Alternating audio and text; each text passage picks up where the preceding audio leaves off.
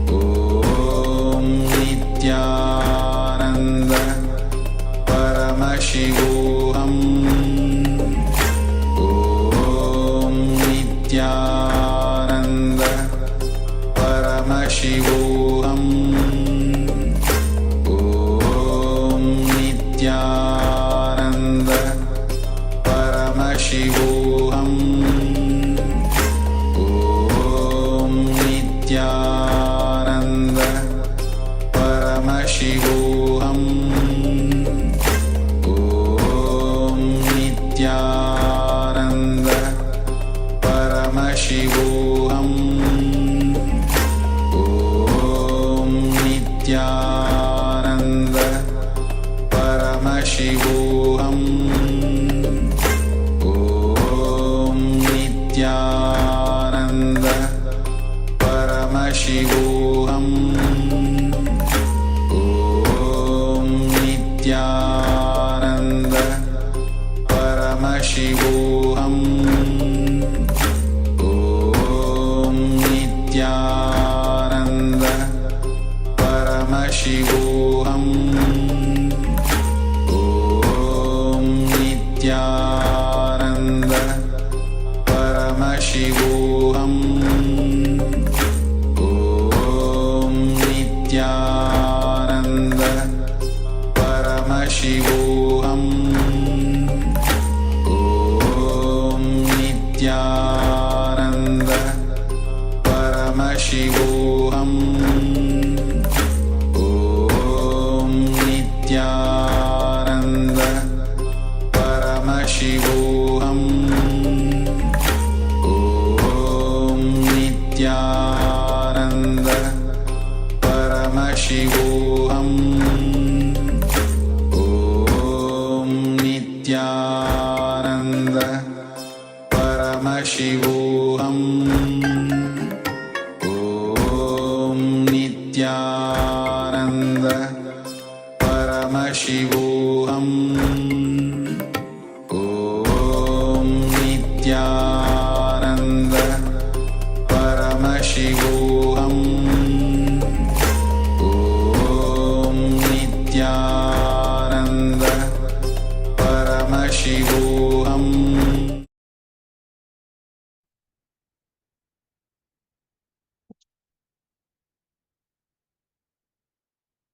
Yes, welcome to the first day of Paramashivoham Level-2, and just we have completed the orientation session. Now we'll be entering into the next session, Avatar Sastra. Before that, we wanted to complete for the delay. Yeah.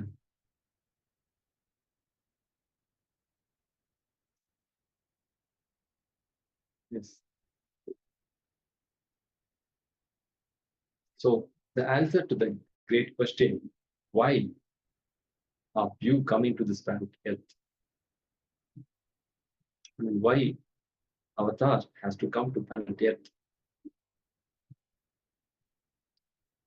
The answer is to have superconscious breakthrough in human beings in the planet Earth.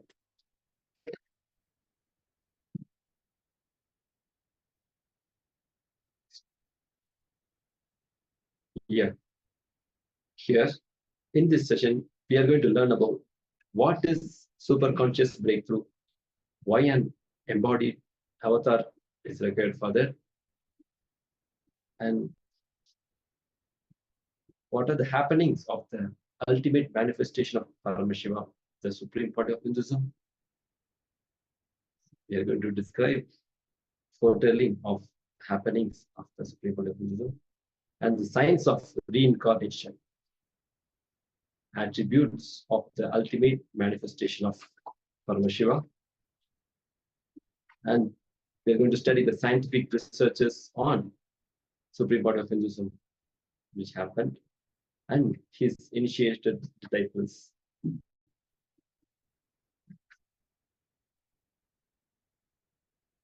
So, when is the need for the superconscious breakthrough?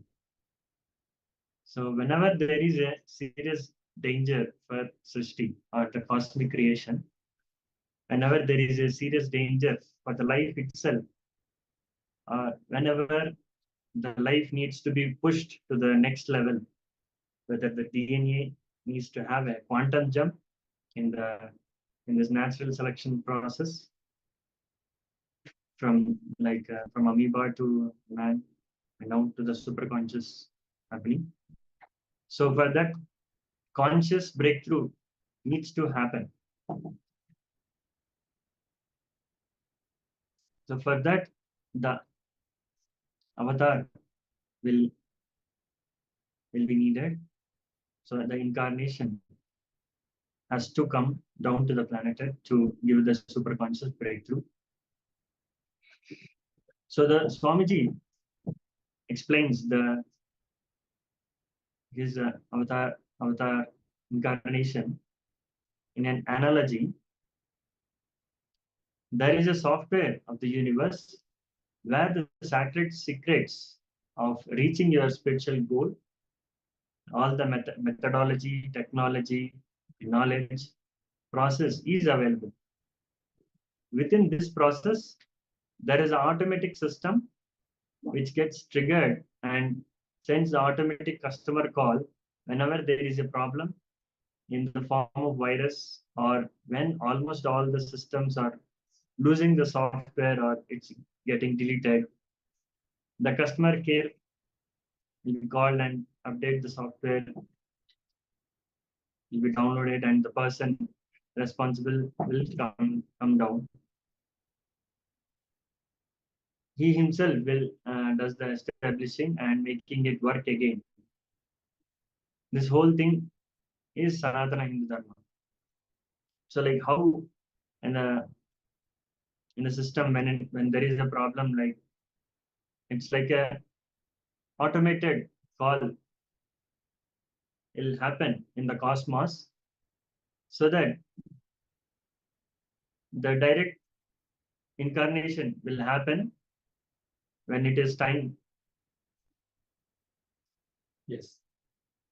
If you see how in this example, how if a system got virus and we need to call the support team and the support person comes and install everything, and so like that, whenever there is a need for the human consciousness, the incarnations will come down to give the breakthrough.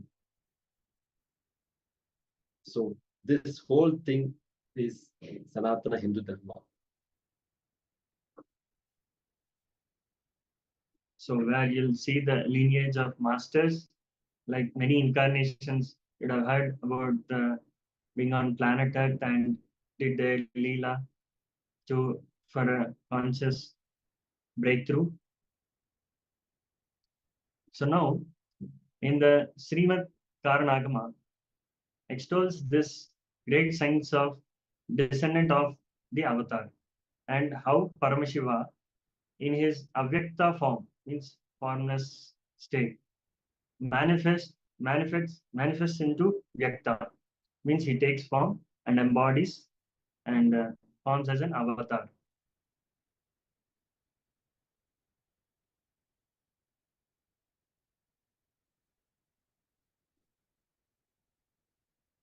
So it says,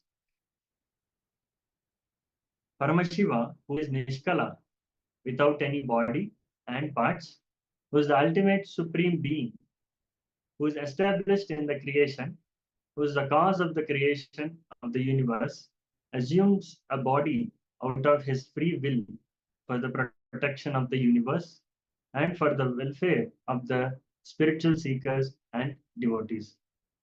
So this is from the Srimad Karanagama, Purva Bhaga, Patala 71 and Sakalopati Vidhi, verses 8 to 9.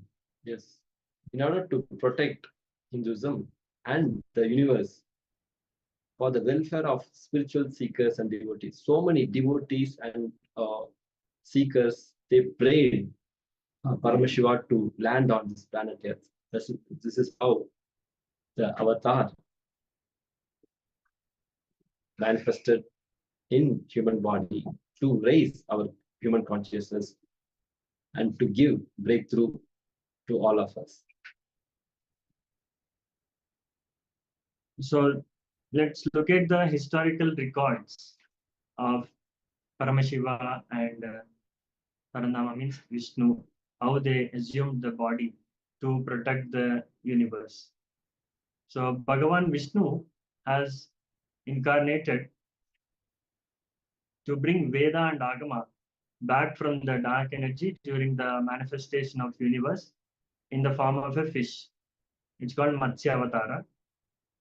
He landed these on the planet Earth to give to Lord Brahma. So after the great deluge, Bhagavan Vishnu brought Manu's boat and restarted the civilization. Karaikal is the place where the boat was brought to the land by the Matsyavatara.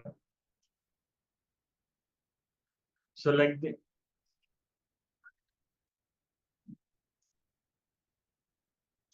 yeah, this is how that human civilization started.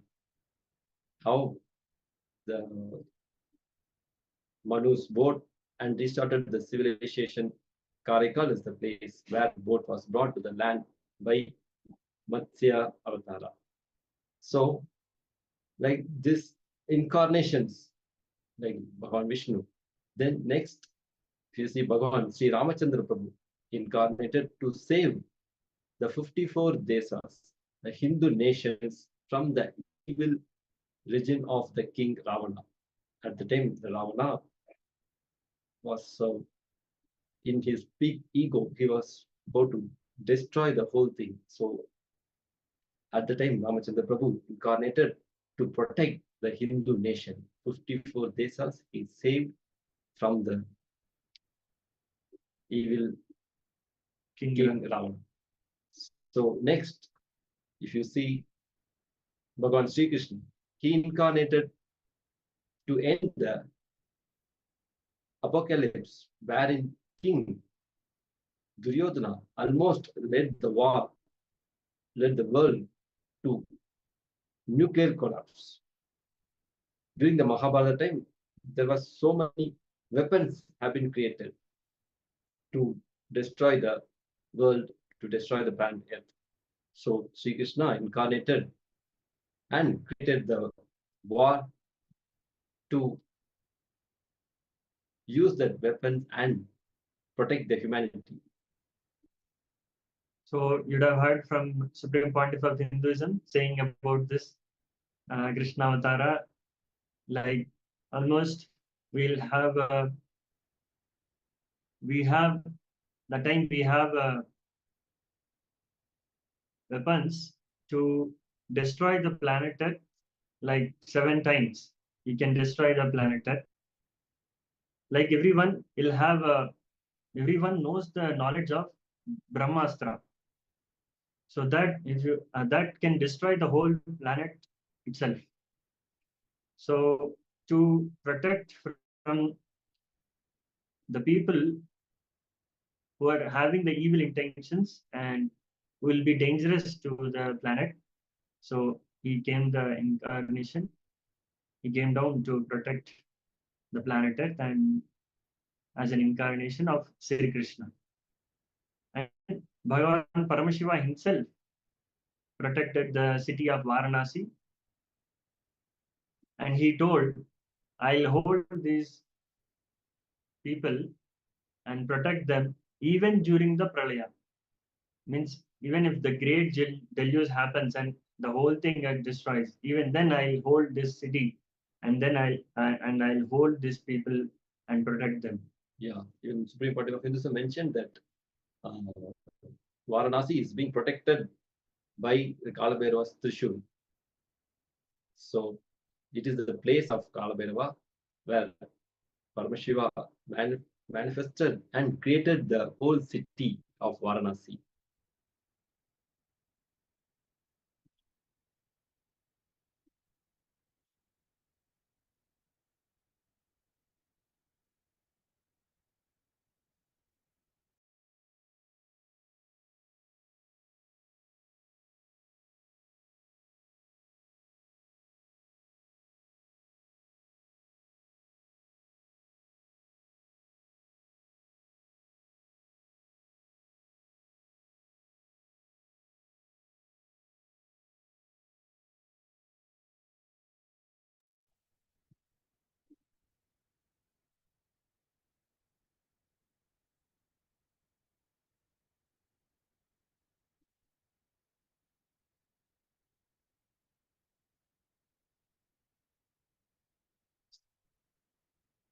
Long John Bang, she mentioned, can the caption feature be turned on? Are you able to hear the Chinese translation, Ma?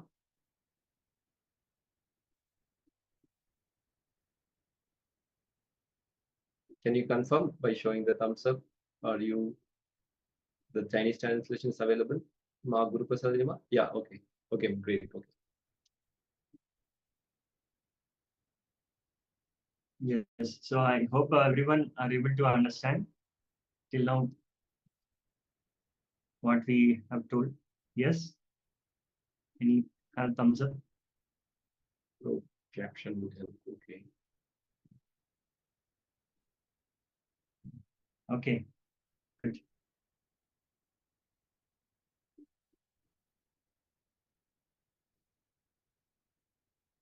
Okay, we'll continue. So some of the predictions on the birth of the SPH Bhagavan Sri Nityananda Paramashiva. So there are several Mahapuranas, means the enlightened seers and incarnations, their story, and there are several Mahapurushas, enlightened masters and incarnations, including Bhagavan Ramana Maharshi and Puni Mahan and Sheshadri Swamigal. So if you have heard these masters, enlightened masters, they're some of the famous enlightened masters who foretold the upcoming descendant of Paramashiva in the form of SPH Bhagavan Nityananda Paramashiva. Before Swamiji took by itself, they have revealed that there will be a direct incarnation of Paramashiva as a Bhagavan Sri Nityananda Paramashiva. And so when Raj Mudaliyar, the biological maternal grandfather of the Supreme Pontiff of Hinduism, went to receive the blessings of Bhagavan Ramana Maharshi in Tiruvannamalai, that is in the late 1940s. So Bhagavan himself blessed him ceremoniously and declared that Paramashiva himself would become his family. So Bhagavan Ramana Maharshi has directly blessed the grandfather, maternal grandfather of the Supreme Pontiff of Hinduism, to have an incarnation in his family itself.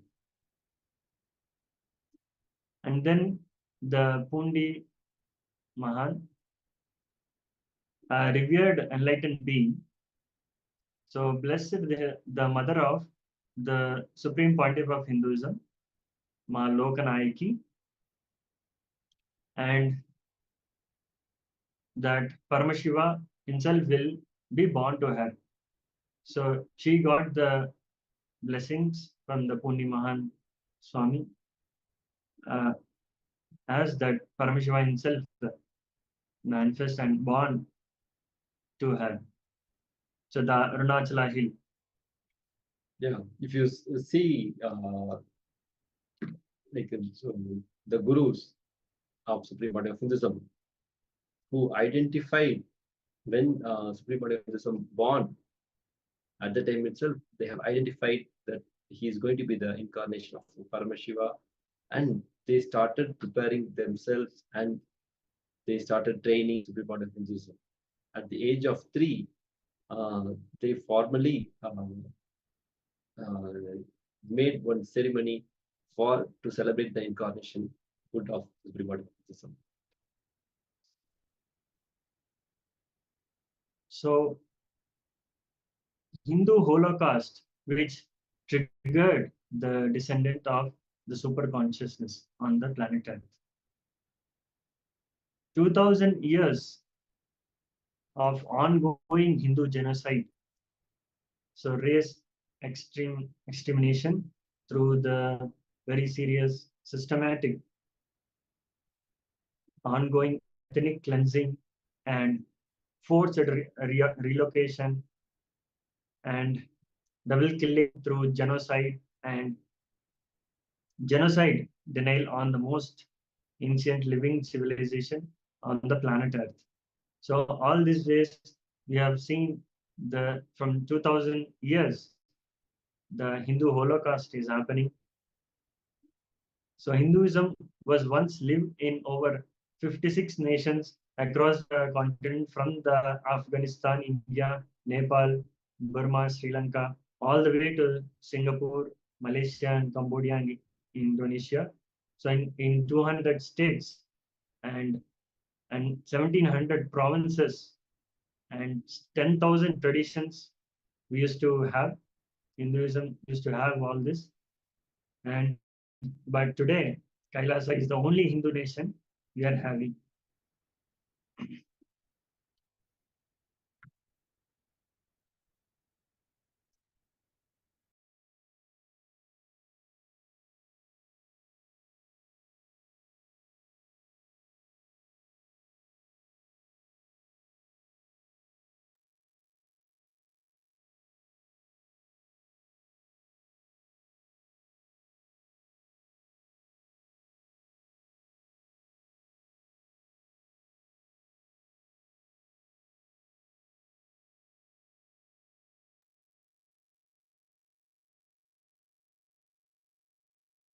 Yes. Now let us see the predictions on the birth of Supreme Pontiff of Hinduism, Paramashivoham. Predictions that sign the glory of the happening of the avatar. It's called Jivanadi. It's still it's available in southern India, where through the Nadi, our the whole Jataka will be predicted.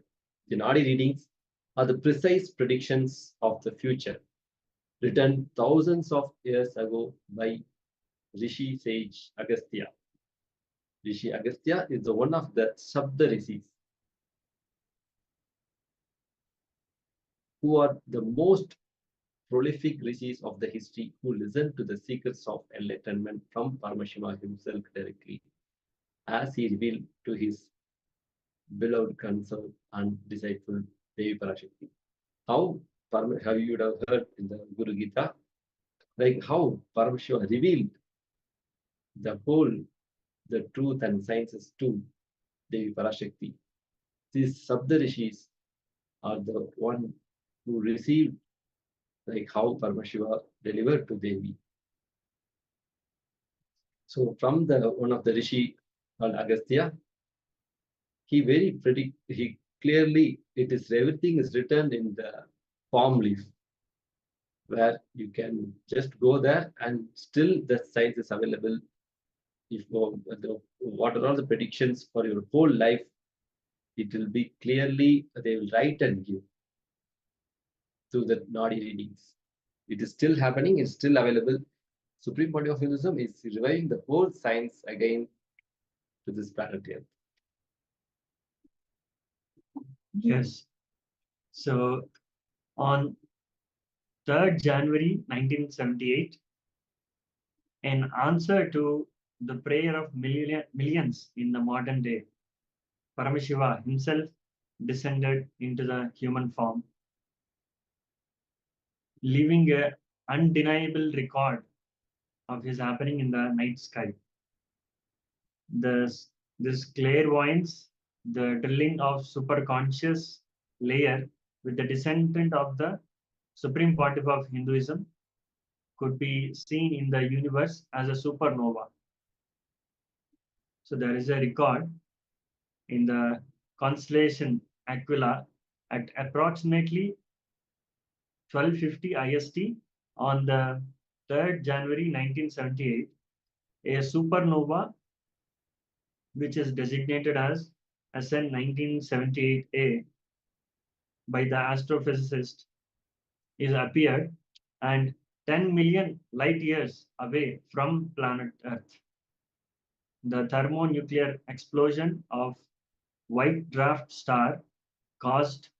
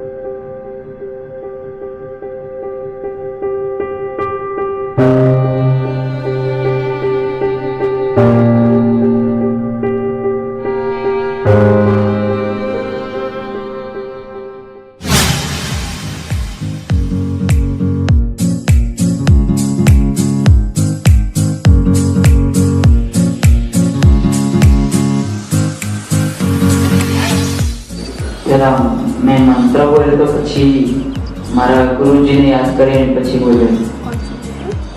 क्या देखाયું આ શબ્દ ક્યાં દેખાય? Third આઈ મારા દેખાય. કઈ જગ્યાએ? થડાયેલા આંખોની બંને ઉપર કપાળમાં વચ્ચે. અને અહીંયા આ દીકરી આંખમાંથી કપાળ દેખાય લાઈનમાં. Nityanandam, I am Nityanandita. I am part of the thousands of people whom Swamiji has initiated to be able to manifest extraordinary powers. One of the extraordinary breakthroughs that I had in the past 5 years was very recently when I visited the Blind People's Association here in Ahmedabad. It was for the first time I saw the blind children, the visually impaired children.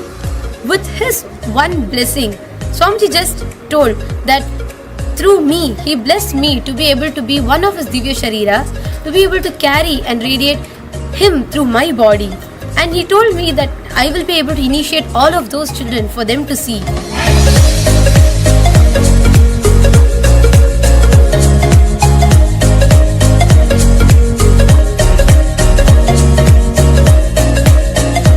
The Blind People Association, especially today in morning sessions. I am surprised to share that most of the participants, they could read words having with the blindfold.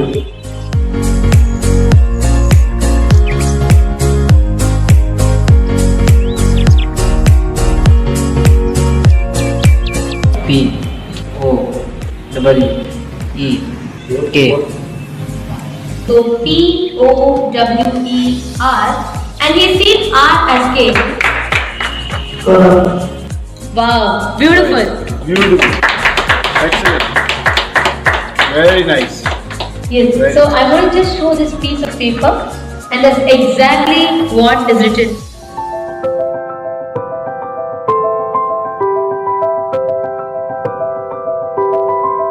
Third eye as a capacity to make anything you want as reality. Taste the first breakthrough, conscious breakthrough guaranteed. It is all about opening your third eye, giving you first conscious breakthrough.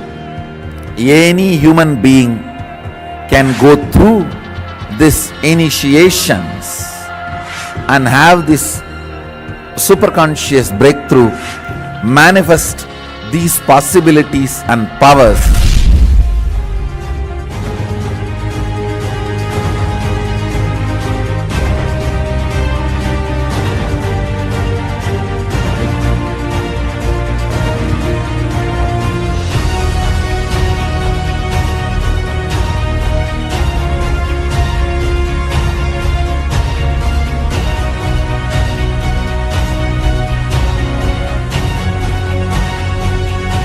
One of the biggest gift to the humanity from Kailasa is third eye awakening, even for the born blind, visually impaired human beings.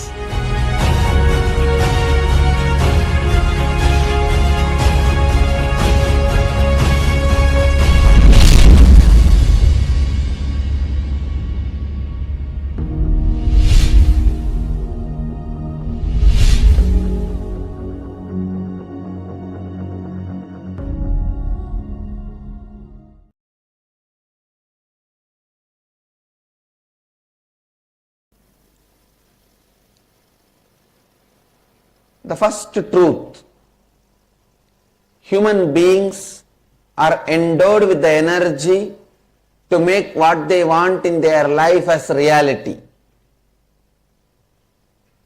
Human beings are not sent as a beggar or poor to planet Earth.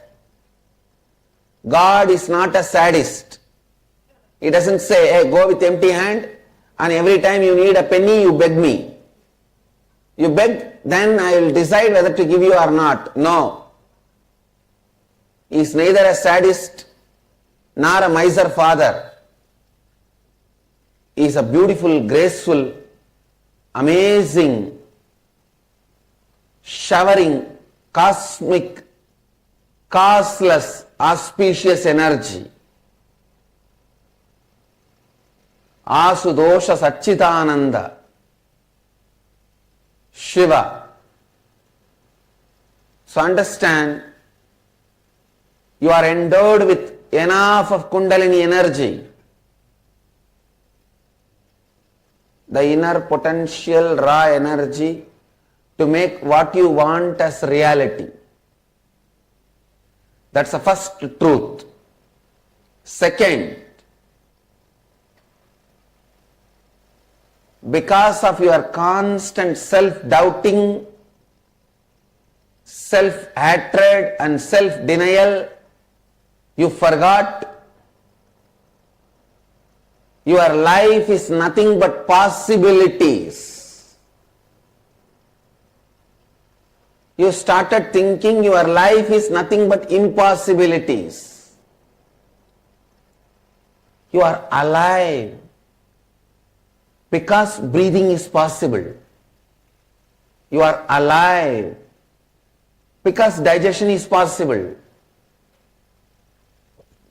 You are alive because many things are possible.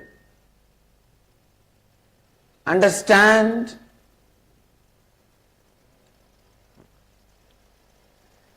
Understand?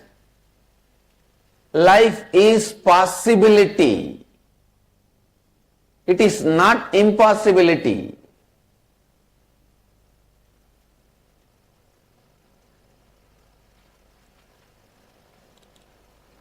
The wrong belief, life is impossibility, is put inside you by the society, unconscious society.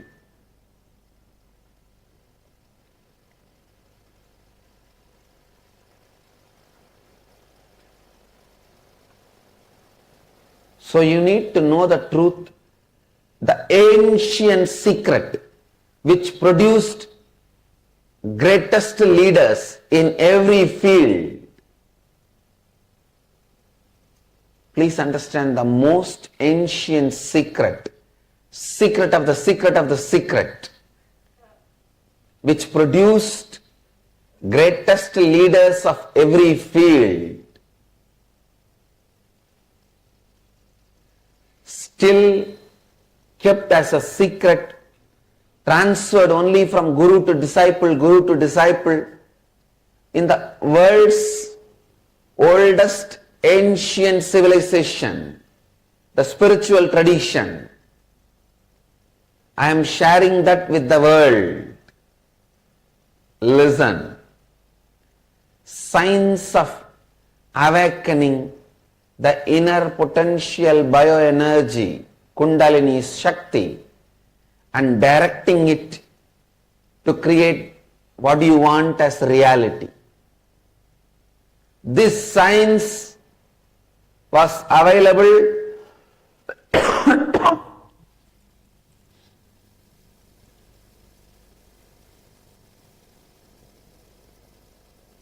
with this ancient Vedic civilization. It was transmitted from guru to disciple, guru to disciple, guru to disciple. It's called Karna Parampara, means just by listening, never by writing. Just by listening, this science was transmitted. It was never printed. This only Krishna calls as Raja Vidya Rajaguhyam, the royal knowledge, royal secret.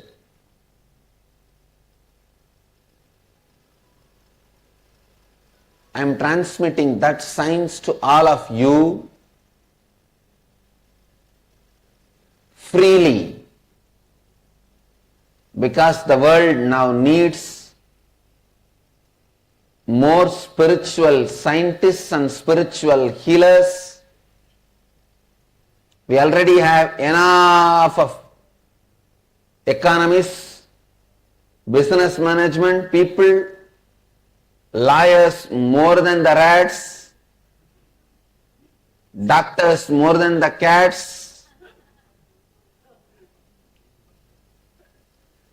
army people more than any number. We have too many people. Lawyers, doctors, engineers, army, media, too many. World immediately needs spiritual healers, spiritual activists, spiritual scientists, scientists with the saintly basis. A saintess we need urgently. That is why I have decided to share this knowledge with the whole world. So listen. Please understand, there are some people who have the latest best cell phone, but they do not even know how to send an SMS.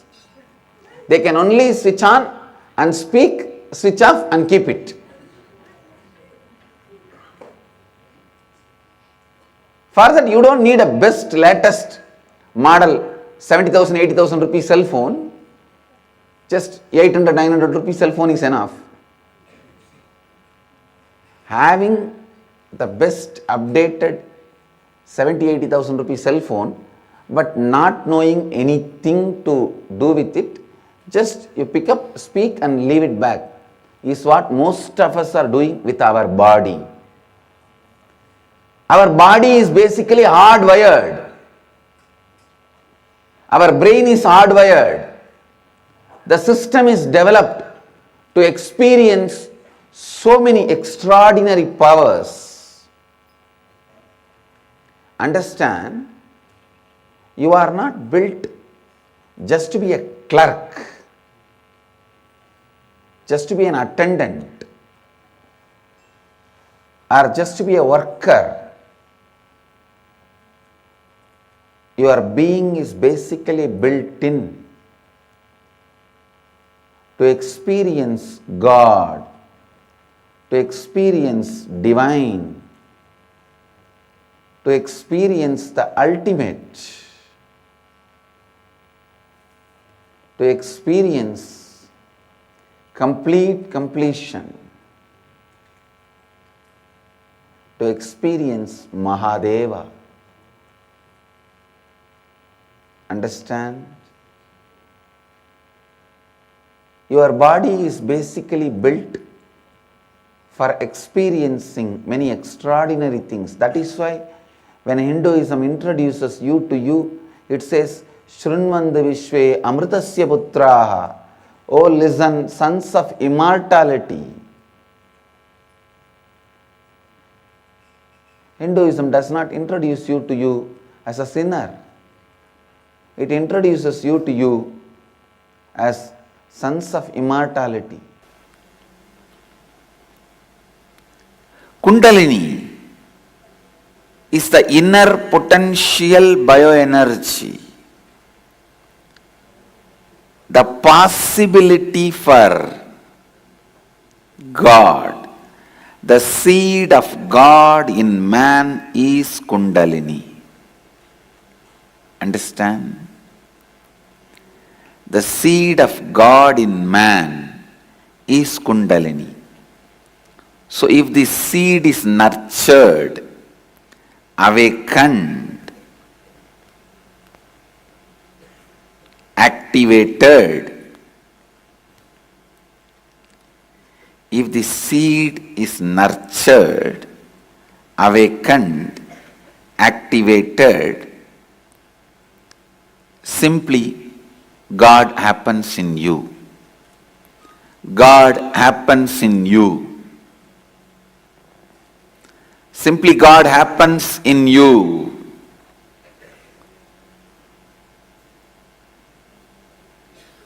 Kundalini is inner potential bioenergy. People ask, Why is this energy hidden at all? Please understand, it is not hidden. It is in the form of seed. Seed is the source of a tree. That does not mean the tree is hidden inside the seed. Your godliness, your godhood is from Kundalini. Kundalini is the source of your godliness. But that does not mean Kundalini is hidden in you. People ask, why is it not expressing in everyone? Please understand.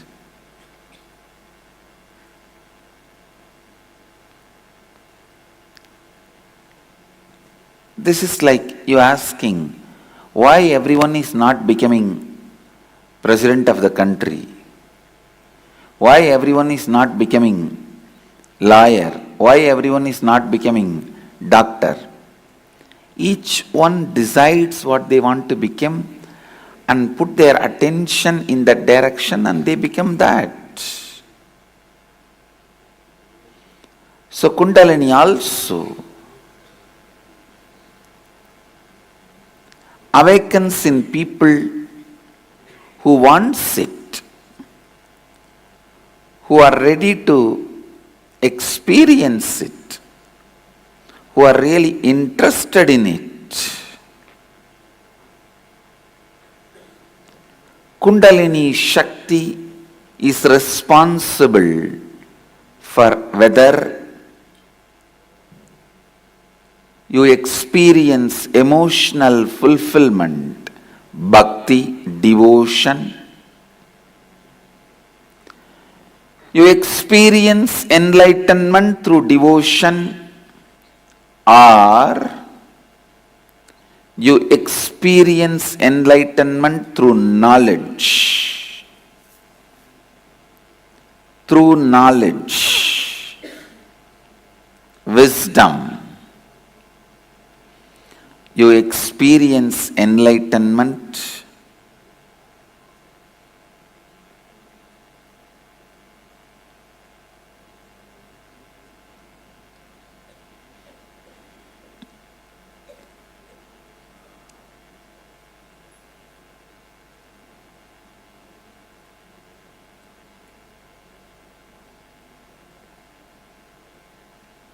You experience enlightenment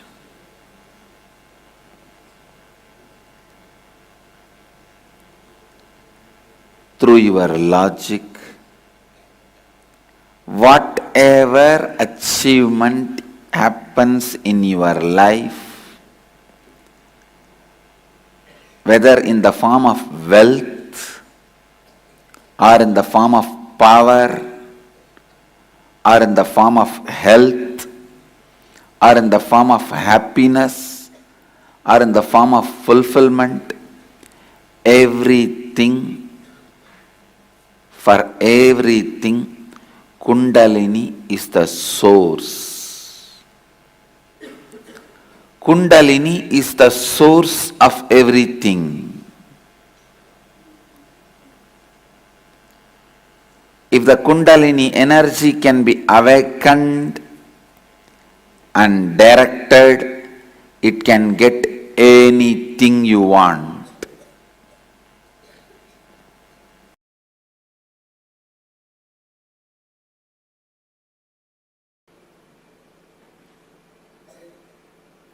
Third eye, one of the most discussed, analyzed, debated, argued, and most misunderstood subject. Please understand,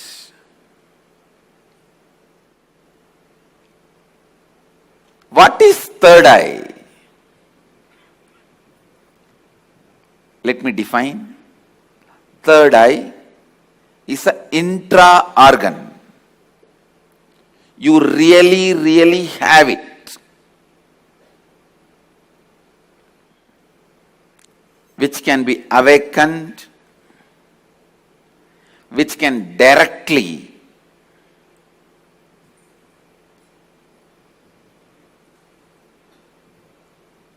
be part of your day-to-day life. Third eye and awakening the third eye is not just mystical alone. It can be directly experienced in your very physical plane.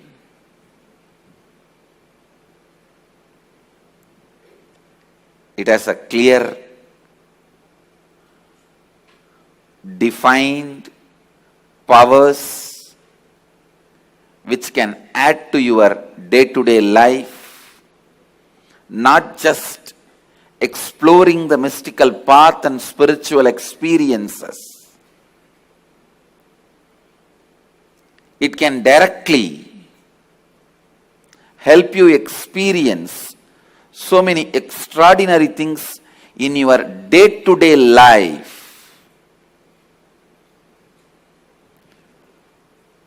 Almost all religions, all spiritual groups, whether it is ancient and tribal based or very modern secret groups, all spiritual groups have worked on third eye because that's the most easiest, most powerful way of awakening yourself to the higher dimensions.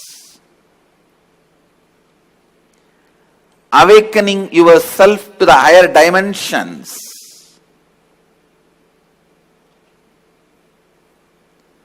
whatever you are seeing with these two eyes are not reality and not enough. Please understand, whatever you see with the two eyes are not reality and not enough.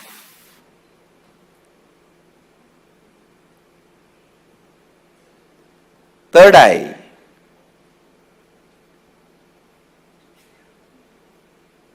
makes you see the higher reality externally in your day-to-day life and internally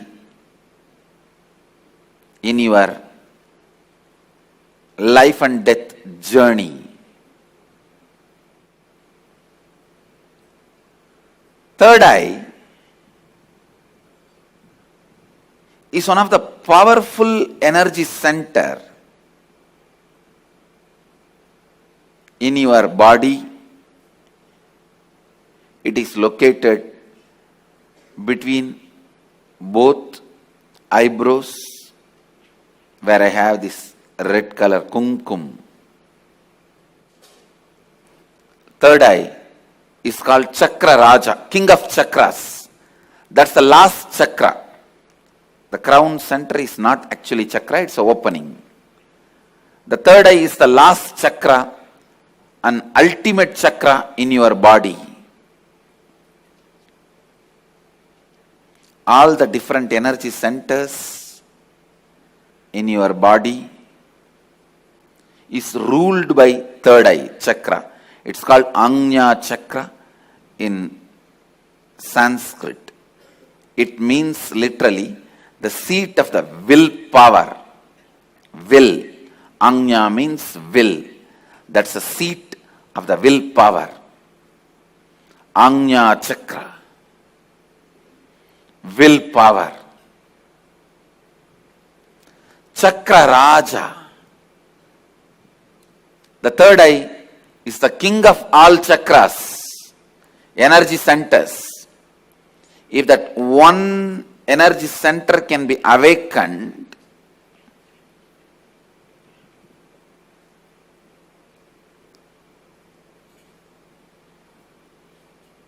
all the energy centers can be awakened. That is why in Hindu tradition, the various pilgrimage centers are identified with the different chakras.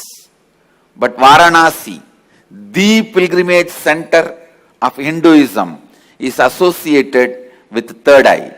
That is called as a third eye center. The Anya Chakrasthala, Varanasi. When your third eye is awakened,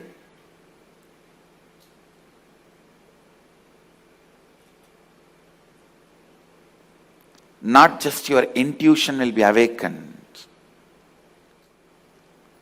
Just understand this one example. A person who is standing in a road and seeing both sides. How much he can see? He may be able to see 100 meters this side, 100 meters this side.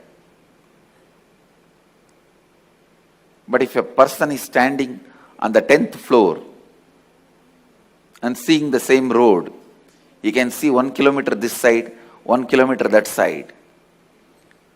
So a person who is standing on the 10th floor, if he says a lorry is coming or a Benz car is coming, the person who is standing on the ground, he will think, no, it is not there. How can he say it is coming?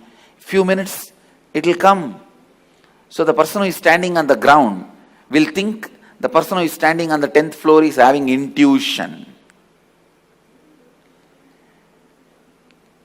It is not intuition, it is in tune with the reality.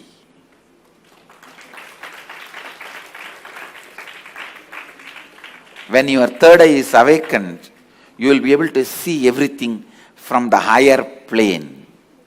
So you will be in tune with the reality. People ask me, can it help me in my material growth? I tell you, it will help you in everything. In your health, you will be able to see through your body. I have seen so many siddhas. They will just scan their body with closed eye. They know where the problem is and heal it. These powers of awakening third eye will help you to achieve health, and not only you will be able to diagnose, you will be able to just command your body to get back to health, because the third eye is the seat of willpower. When Kundalini is activated there, when third eye is activated there, to tell you honestly, the moment third eye is activated, Kundalini is activated, alive in your third eye, you can get anything you will. That is why it is called Anya Chakra.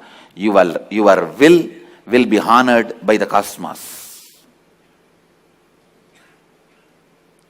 Your will be honored by the cosmos. When I utter through words, it looks too good to be true. But life itself is too good to be true. Manifesting the powers means what you think as extraordinary because of your wrong bringing up. Understand absolutely. What you think as extraordinary because of your wrong bringing up. What you think you have been told as a common standard.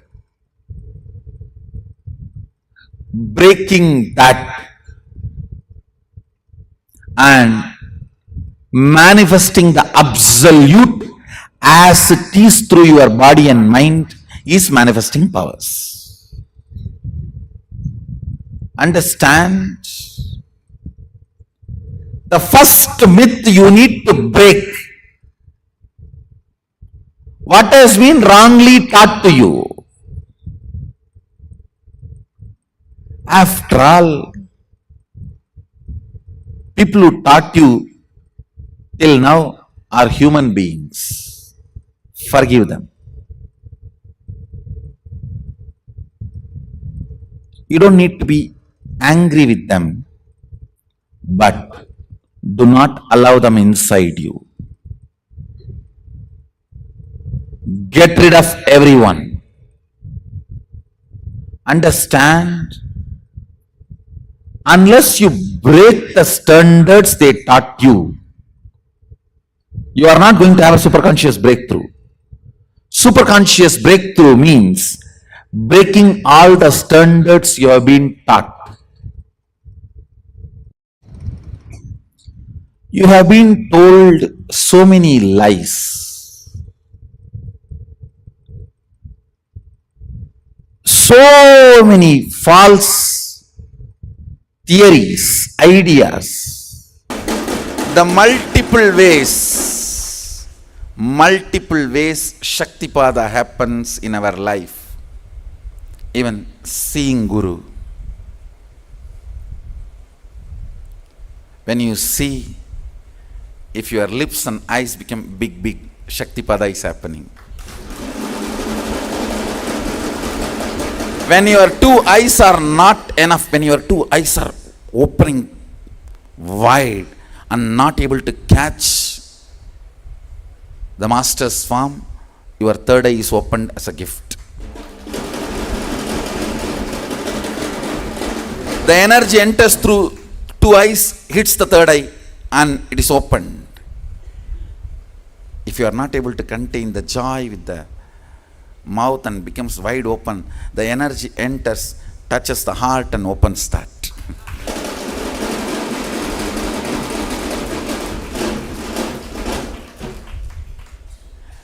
Energy goes through the eyes, opens the third eye. Energy goes through the mouth, opens the heart. And I tell you, automatically your breathing pattern will change, because your breathing pattern is the remote control for your neurological functions. Your whole neurological functioning is controlled by your breathing pattern. Your breathing pattern is your remote control for your neurological activities. The moment you see the master, see the Guru, in his presence, you will see the breathing pattern automatically changes, because he is operating the remote.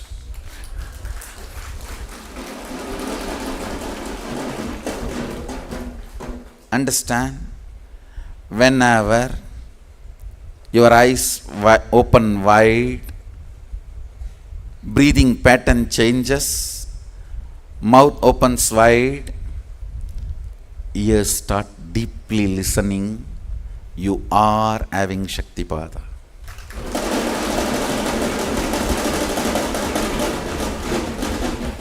Sadashiva beautifully describes eyes opening wide to drink his form, mouth opening wide because uncontainable joy, breathing pattern changing, ears getting into the listening space, skin experiencing goosebumps. All these are the clear definition that you are having Shaktipada. Whether you see him, remember him, celebrate him,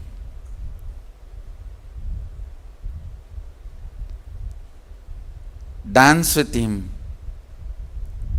eat with him, live around him, or in the modern days, getting a like from him.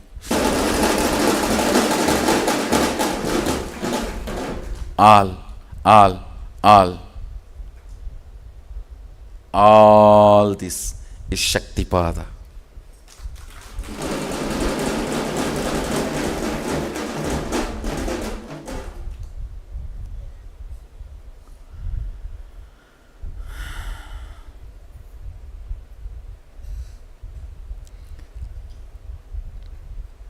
Celebrate Shaktipada.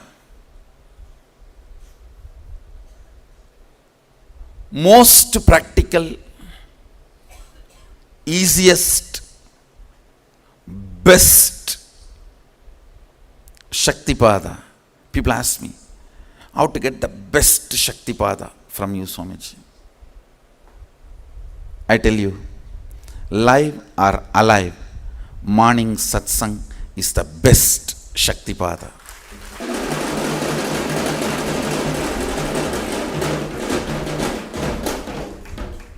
Miss anything,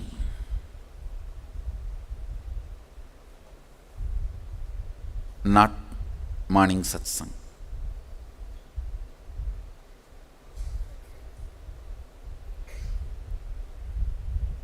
If you don't have time, miss breakfast, nothing wrong, good for health.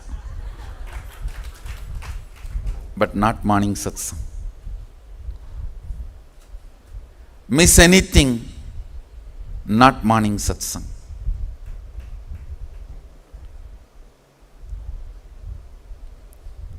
Celebrate Shaktipada. I tell you, it is my integrity to my Guru, Arunagiri Yogi Ishvara. I'll make this Sadashiva's consciousness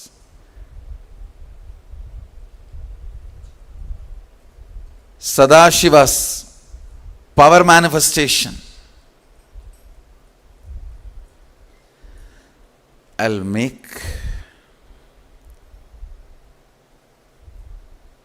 Sadashiva's consciousness, Sadashiva's powers manifesting as lifestyle for the whole humanity.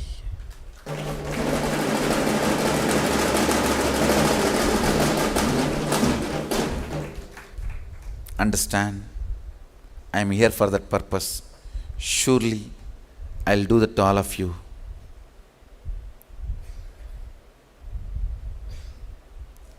Just by Shaktipat, nothing else. Celebrate Shaktipada.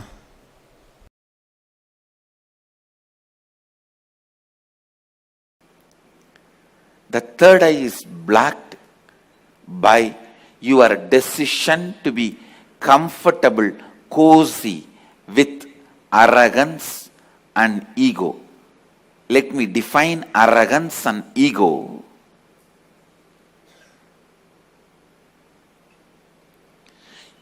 Your decision to carry on with your life with the small informations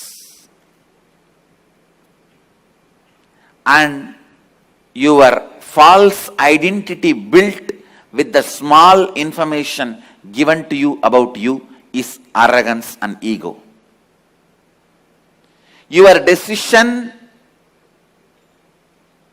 to carry on with your life having you, which is built with very less informations about you. It is like when you are young, the informations you receive about you and others, which are not completely complete. If you received the information, you are insecure, you need to be protecting yourself, you are powerless, you are weak, you are ignorant, and building your identity based on those informations and continue to live with it. Building your identity based on less wrong, misguided informations is ego. Continuing to carry on with the same ego is arrogance. These two blacks your third eye. Spending little time and recognizing you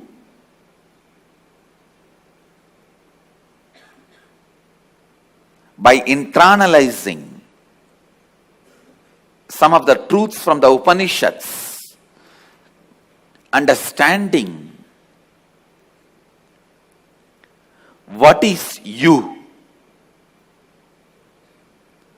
and after understanding you in a real sense, living with that understanding makes this third eye open. Restful awareness is the Vatavarana, atmosphere for third eye to flower. Will grows, expands in the space of restful awareness, never in the space of chaos or tension. Listen, whenever you remember you will always have certain tension in this area. Only with the tension in the muscle, the forehead muscle, you can even remember you.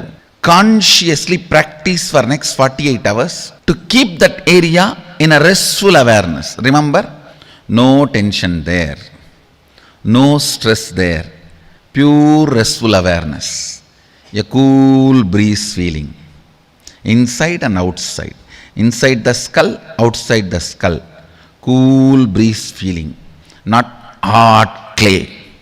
If you are having hot clay feeling, that is what is inside the skull.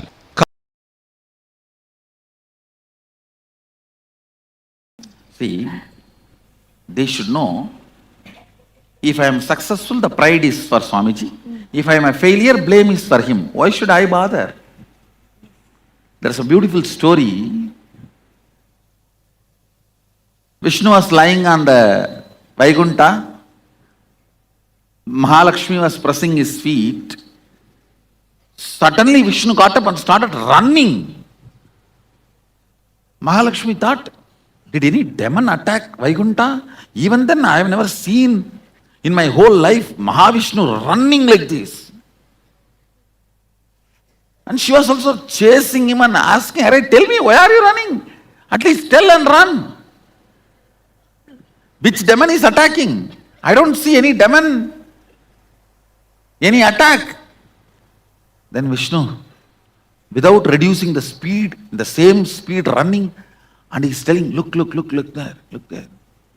There, the Prahlada was trying his small hand and trying to show in which pillar Vishnu is there. The father is asking, Hiranyakashipu is asking, hey, in which pillar your Narayana is there?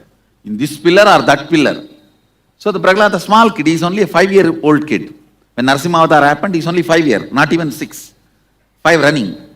So that small baby is raising the hand and trying to show. Narayana says, whichever pillar that finger is showing, I have to get into that pillar. I can't afford to let my devotee down. It boils down there. And I will not let you guys down. There is so much of self-protection, ma. So much of arrogance and self-protection. It is arrogance. Please understand, the word is sharp, but that is the truth. Ability to throw. If I am successful, praise goes to him. Everyone knows I have not done anything. 21 days before I am same Bondu only. And everyone knows. And if I am not successful, blame goes to him. If I am successful, praise goes to him. Come on, let me put him in risk. No, that is the attitude. That's the only way you will move out of you. Otherwise, you are so protective of you. Actually, if you never get into the stage and start the demonstration, forever you will live with the idea you don't have that power. That is where the whole problem is. Because you plan and cognize you only 40% based on your thinking. You cognize about you 60% based on others' conclusion. So now the fight between this 40 and that 60. So I can neither take this side nor take that side. I have just put nuclear bomb for both. I have to break both. I'll do it. I'll do it. Initiation is play field, and now breaking your arrogance means making you open up and breaking your SDHD. See, when you are catching, when your intuition is showing, in a subtle way you get aligned. Catching what kind of alignment you are in when you are manifesting and getting back to that is what I need to do now for you guys. See, when you are manifesting the powers, you are in certain space, like your back will be a little stretched, or certain kind of a kundalini flow will be there. Something will be going on in you. Recreating the same just by remembering. Not with any technique, just by remembering. That is what now I have to do to you guys. Then you will get the confidence. It is not even confidence, it is more like a challenging. I can't demo, I can't manifest powers. Let me see what you can do to me. Anyhow, I'll put you in a situation where you have to manifest this power for survival. Then you will naturally manifest and you will get confidence, that's all. I'll put you somewhere where you are completely lost.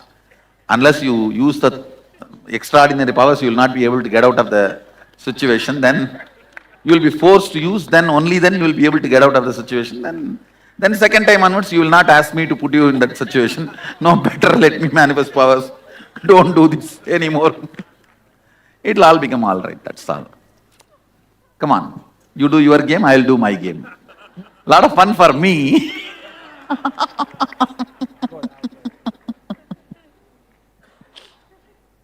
Now sometime,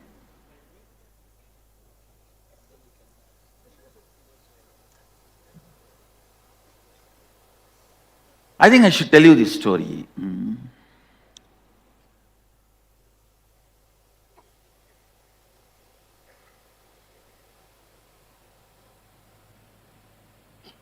At one time, in 1999, when I sit with closed eyes, I just know I am Sadashiva. But when I open my eyes and start operating, there is one small stone kind of a thing in front of my Anandagandha, which will always hit. So I tried to break that stone again and again, means manifest Sadashivatva through this body also. At one point it became like almost, why to then have this body? Let's leave the body, because I know if I leave the body, I will be in Sadashivatva. Unnecessarily why struggling? I was in the banks of Narmada doing tapas. I decided to leave the body and started walking into Narmada.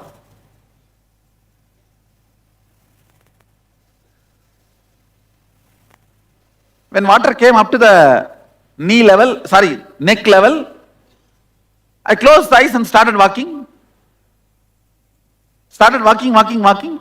Suddenly one rock hit at my knee and I fell. When I got up, I saw I was on the other side. When I turned, I saw that Narmada is actually considered to be a small girl. She just stood up from the river and laughed at me. And I saw that stone was missing. That's all. That stone was missing. Means that blackage was missing. So even I have to put myself in some situation where manifesting Sadashivatva becomes survival. Only then I myself manifested. So that is the only way you are going to manifest, I think. Now sometimes, even if you know you have everything, you do not want to shake the status quo. You are afraid people will make fun of you. You went 21 days and sat with that Swami, jumped around. I saw your photographs all over the Facebook. And that stupid big mala and big bindi, rudraksh and everything. Now you are coming and claiming you have extraordinary powers.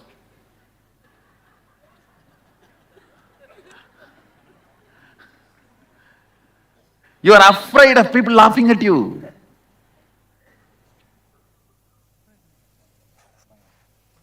But I tell you,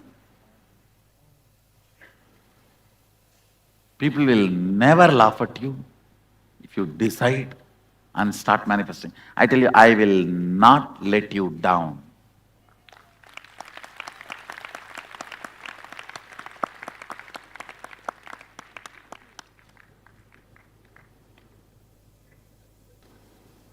Anyhow, I'll do the job a little more and then I'll make it happen. I have to. You manifesting power, whether it is survival for you or not, it is survival for me. Because that is the only reason I am surviving. I am alive. Making you manifest is my responsibility more than your responsibility. Come on. Say, why I am asking you to surrender, not only opening it, now itself I am making sure it becomes permanent. Okay. That is why this whole game is. Do one thing. I'll give you a simple, straight technique.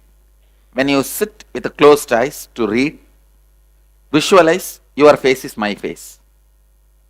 Yes. Surrender all your feelings into me. Say, if Swamiji reads, it's glory for Swamiji. If Swamiji doesn't read, it's not glory for Swamiji. Yes. So I have nothing to do with this. Do you want to read or not? Read.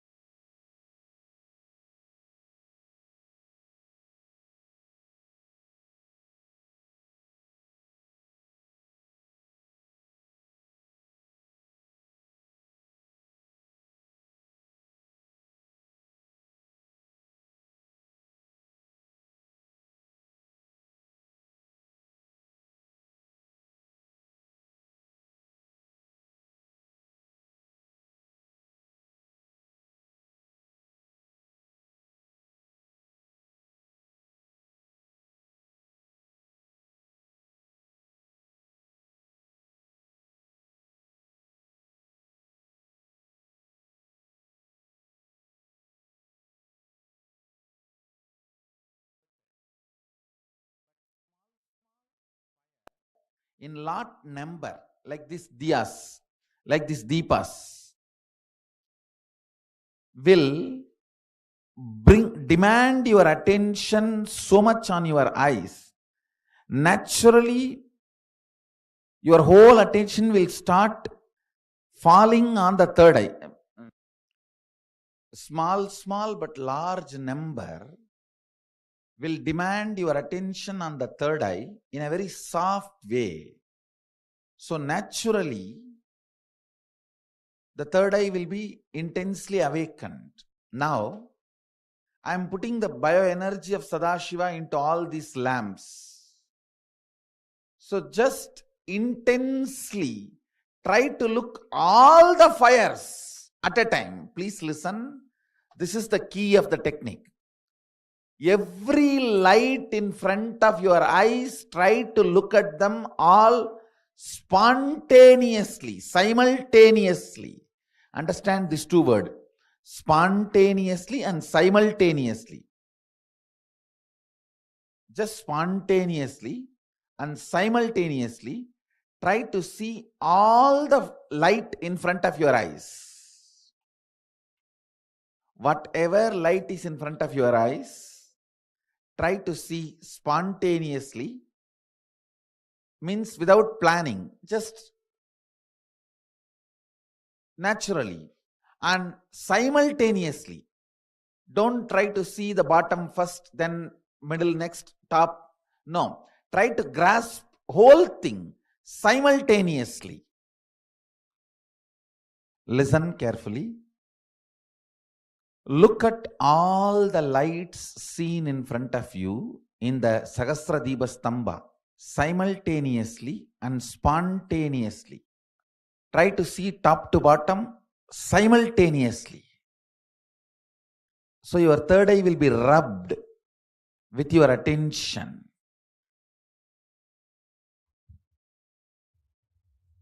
Shiva. Shiva. Sadashivoham. Try to see all the deepas, all the light simultaneously from the top to bottom without moving the eyeballs. Without the movement of the eyeballs, try to grasp the whole thing simultaneously. Shiva. Shiva. Shiva. Shiva.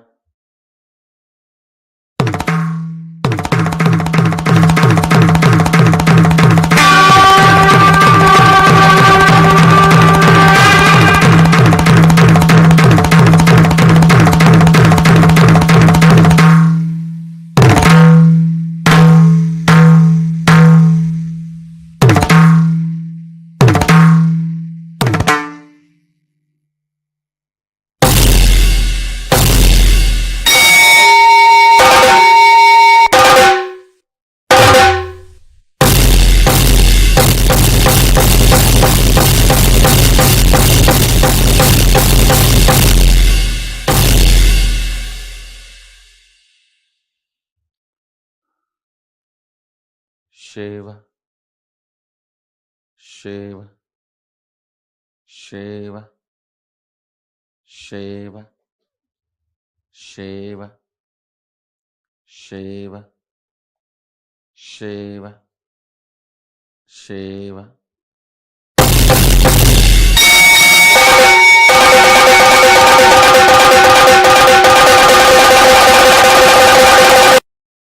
Shiva.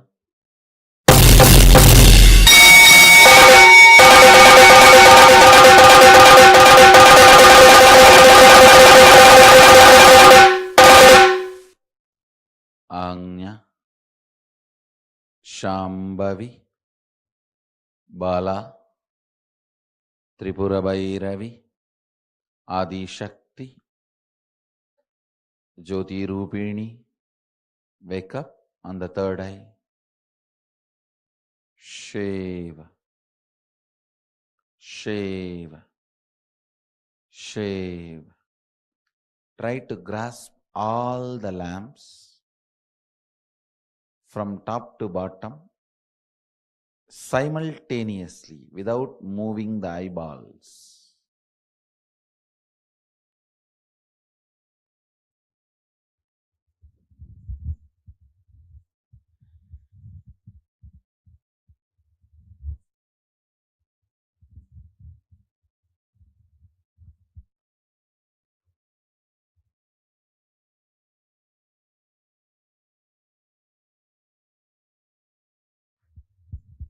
Shiva Tvamasi,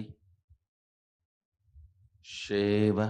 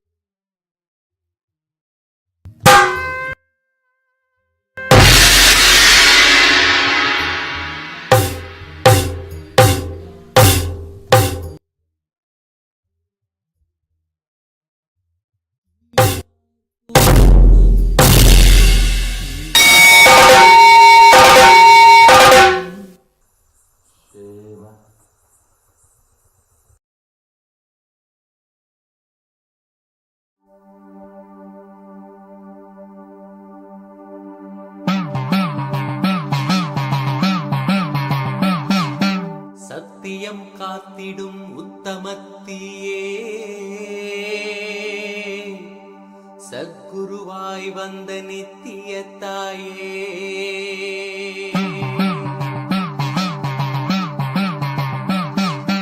வேதங்கள் வணங்கிடும் ஆதியும் நீயே ஜோதிமலையிலே அவதரித்தாயே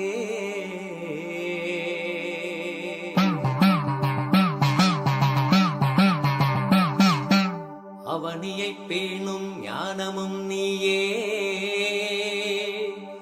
அக்னி வடிவிலே அருள் புரிந்தாயே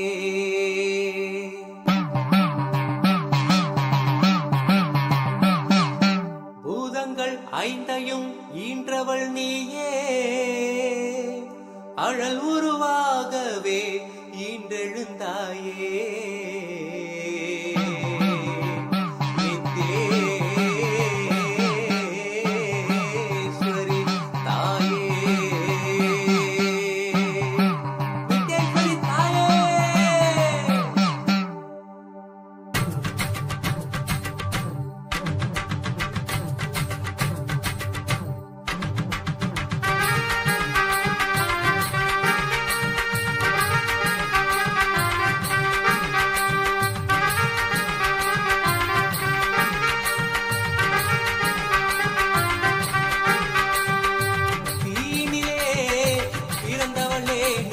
ஆனந்தத்தியே நித்யானந்தேஸ்வரி தீயினிலே பிறந்தவளே நித்ய ஆனந்தத்தியே நித்யானந்தேஸ்வரி கர்மங்களை கொண்டிட வந்தாய் நித்யானந்த தர்ம மண்ணில் வென்றிட வந்தாய் கர்மங்களை கொண்டிட வந்தாய் நித்யானந்த தர்ம மண்ணில் வென்றிட வந்தாய் தீயினிலே பிறந்தவளே நித்ய ஆனந்தத்தியே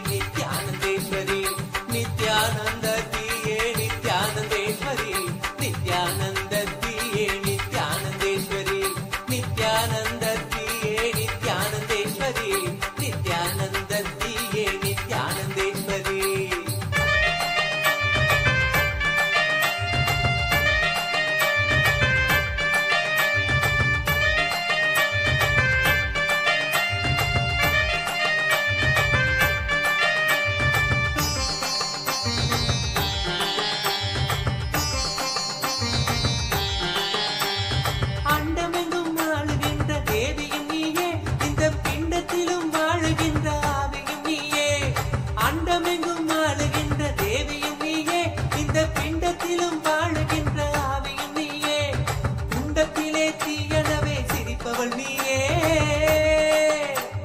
குண்டத்திலே தீயனவே சிரிப்பவள் நீயே யோக தண்டத்தையும் தந்த நித்திய ஞானத்தின் தாயே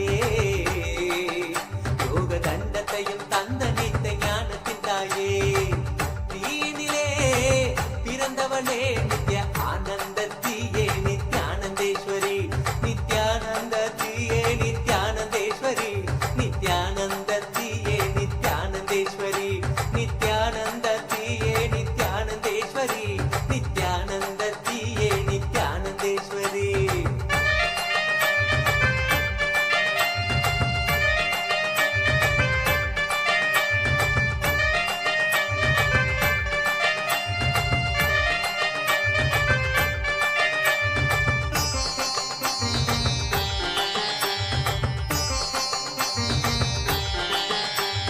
தீமிதித்திட வாழ்வினிலே தீமைகள் விலகும் பூவனவே மலரும் மனதில் தாழ்வுகள் அகலும் தீமிதித்திட வாழ்வினிலே தீமைகள் விலகும் பூவனவே மலரும் மனதில் தாழ்வுகள் அகலும் பாதம் தீயை தீண்டும் வேளை பாவங்கள் கரையும்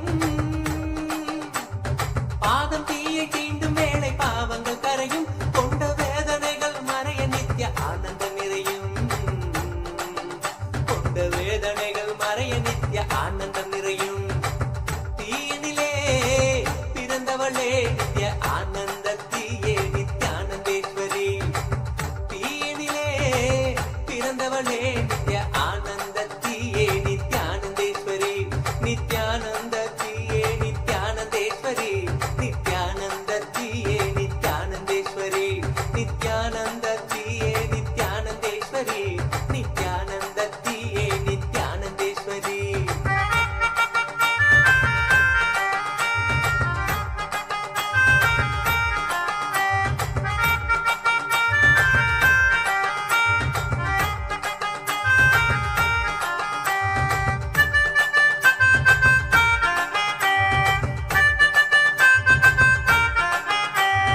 தீயன பூக்குழியினிலே கனன்று எறிவதும் பெற்ற தூயவளே நீ என்றும் நாங்கள் அறிவோம் தீயன பூக்குழியினிலே கனன்று எறிவதும் பெற்ற தூயவளே நீ என்றும் நாங்கள் அறிவோம் அச்சங்களை துச்சமாக மிச்சமின்றியே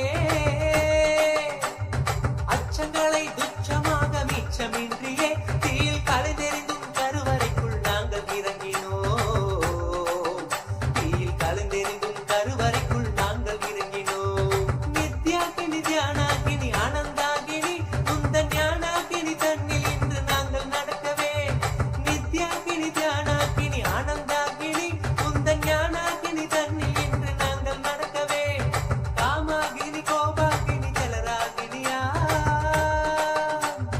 காமாகினி கோபாகினி ஜலராகினியா காம பசி கோபம் மூன்றும் தீயில் கடக்கிறோம்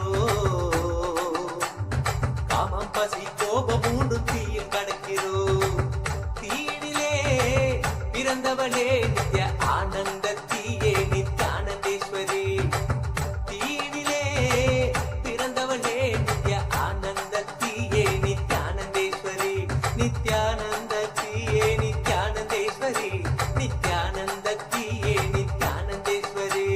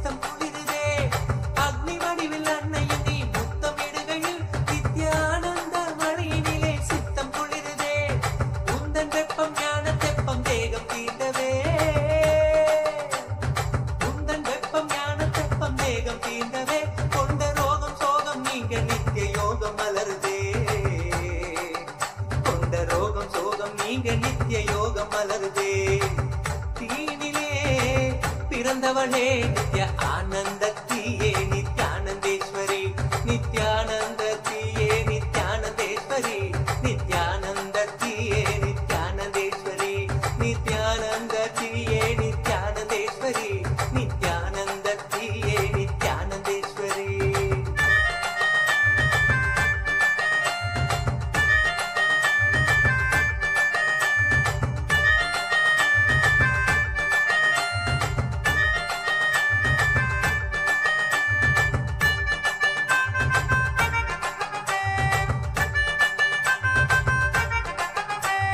மெய்கற்பை அருள் புரிந்த கற்பகமும் நீ இந்த மெய்கொண்ட மாசழித்த அற்புதமும் நீ மெய்கற்பை அருள் புரிந்த கற்பகமும் நீ இந்த மெய்கொண்ட மாசழித்த அற்புதமும் நீ உக்குழியாம் திருவடியில் பொய்மை நீங்குது உக்குழியாம் திருவடியில் பொய்மை நீங்குது இந்த மெய் கடந்த பக்தியினால் மெய்மை ஓங்குது இந்த மெய் கடந்த பக்தியினால் மெய்மை ஓங்குது செந்தழலோடு கடந்திட நின் எழிலொரு அடைந்தே செங்கடலினை கழுவிடமோ உலகினை கடந்தோ செந்தழலோடு கடந்திட நின் எழிலொரு அடைந்தே செங்கடலினை கழுவிடமோ உலகினை கடந்தோ தூயவளே உன்னருளால் மறுபடி பிறந்தோ தூயவளே உன்னருளால் மறுபடி பிறந்தோ தீயனவே திகழ்ந்தருளும் தாயுனை பணிந்தோ நித்தேஸ்வரி தாயுனை பணிந்தோ நித்தேஸ்வரி தாயுனை பணிந்தோ தீயினிலே பிறந்தவளே நித்ய ஆனந்தத்தியே நித்யானந்தேஸ்வரி தீயினிலே பிறந்தவளே நித்ய ஆனந்தத்தியே நித்யானந்தேஸ்வரி நித்யானந்தத்தியே நித்யானந்தேஸ்வரி நித்யானந்தத்தியே நித்யானந்தேஸ்வரி நித்யானந்தத்தியே நித்யானந்தேஸ்வரி நித்யானந்தத்தியே நித்யானந்தேஸ்வரி நித்யானந்தத்தியே நித்யானந்தேஸ்வரி நித்யானந்தத்தியே நித்யானந்தேஸ்வரி.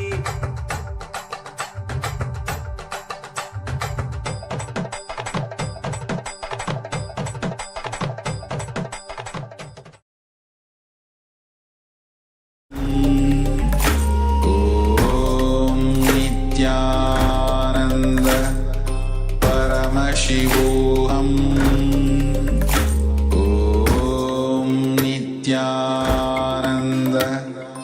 परमशिवोऽहम् ॐ नित्यानन्द परमशिवोऽहम् ॐ नित्यानन्द परमशिवोऽहम्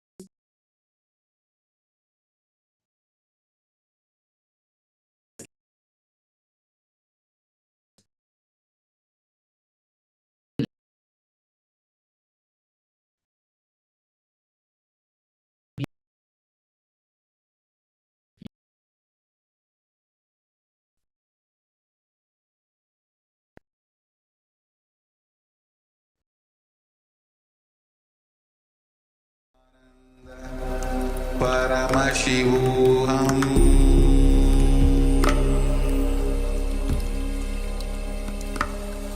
Om Nityananda Paramashivoham.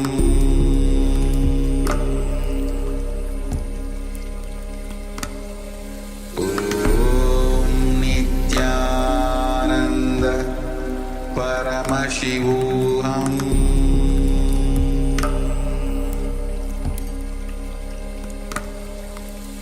Om Nityananda Paramashivoham.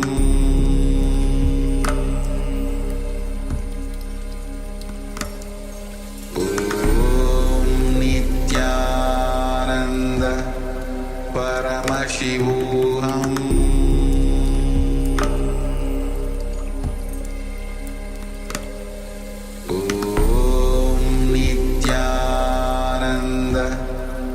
Paramashivoham. Om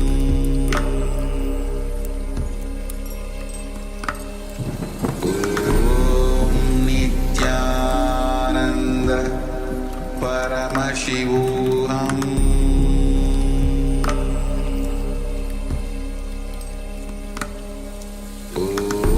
Om Nityananda Paramashivoham. Paramashivoham.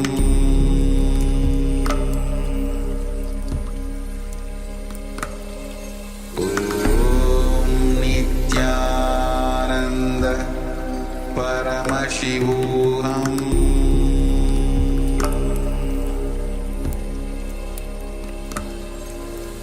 Om Nityananda Paramashivoham.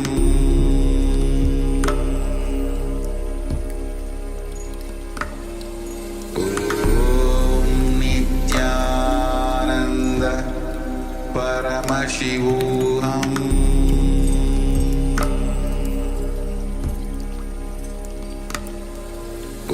Om Nityananda Paramashivoham.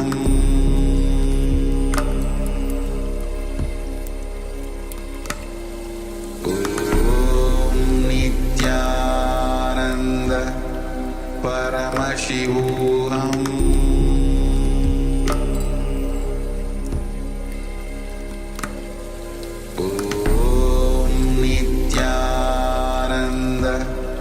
Paramashivoham.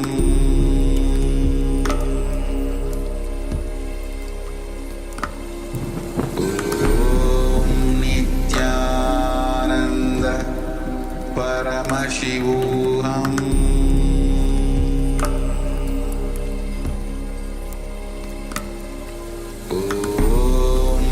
Nityananda Paramashivoham.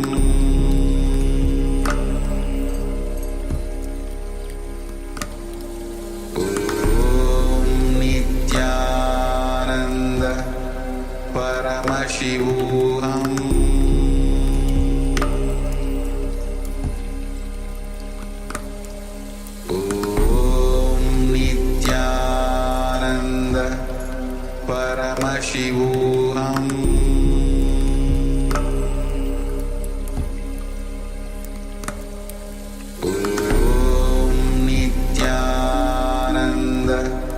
Paramashivoham.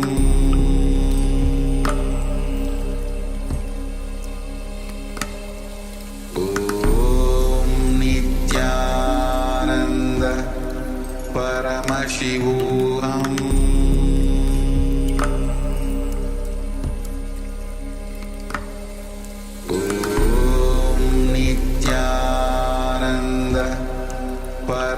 Paramashivoham.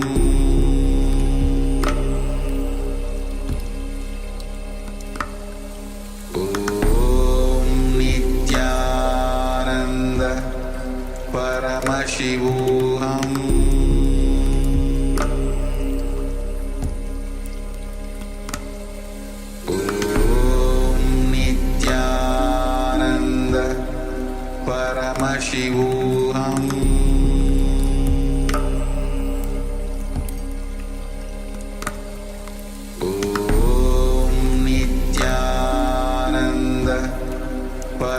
Paramashivoham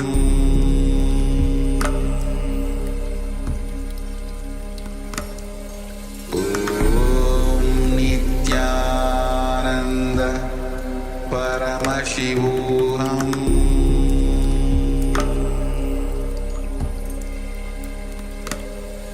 Om Nityananda Paramashivoham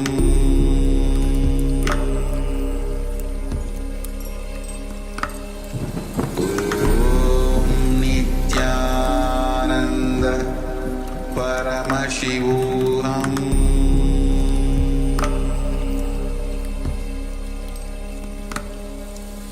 Om Nityananda Paramashivoham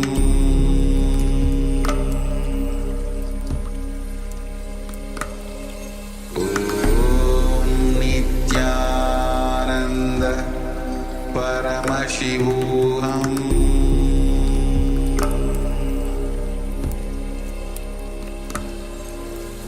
Om Nityananda Paramashivoham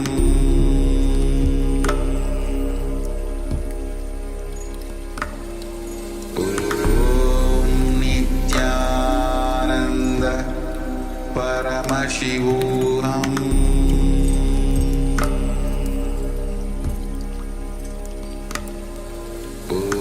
Om Nityananda Paramashivoham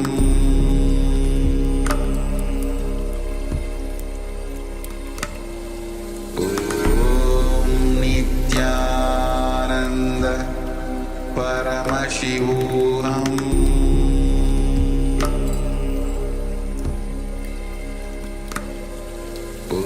Om Nityananda Paramashivoham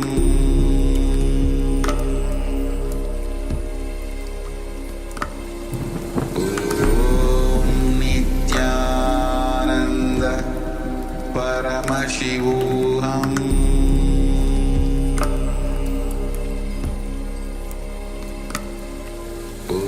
Om Nityananda Paramashivoham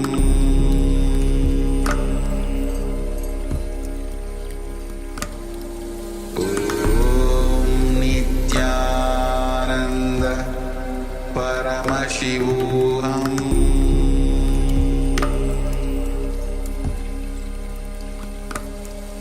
Om Nityananda Paramashivoham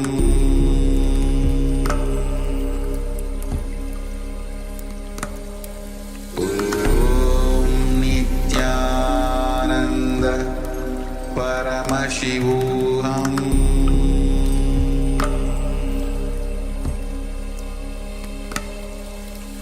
Om Nityananda Paramashivoham. Now, slowly, very slowly, you can open your eyes and relax.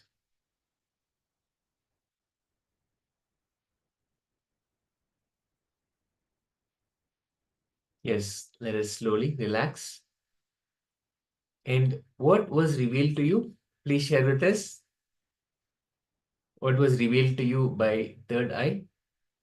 Please share on Zoom chat if you're joining us from Facebook or YouTube.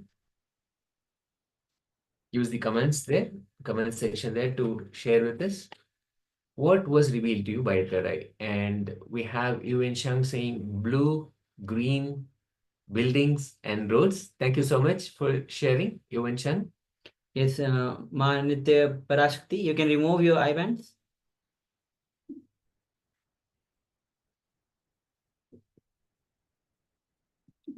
And start sharing whatever was revealed to you through your third eye. Requesting March and Highway.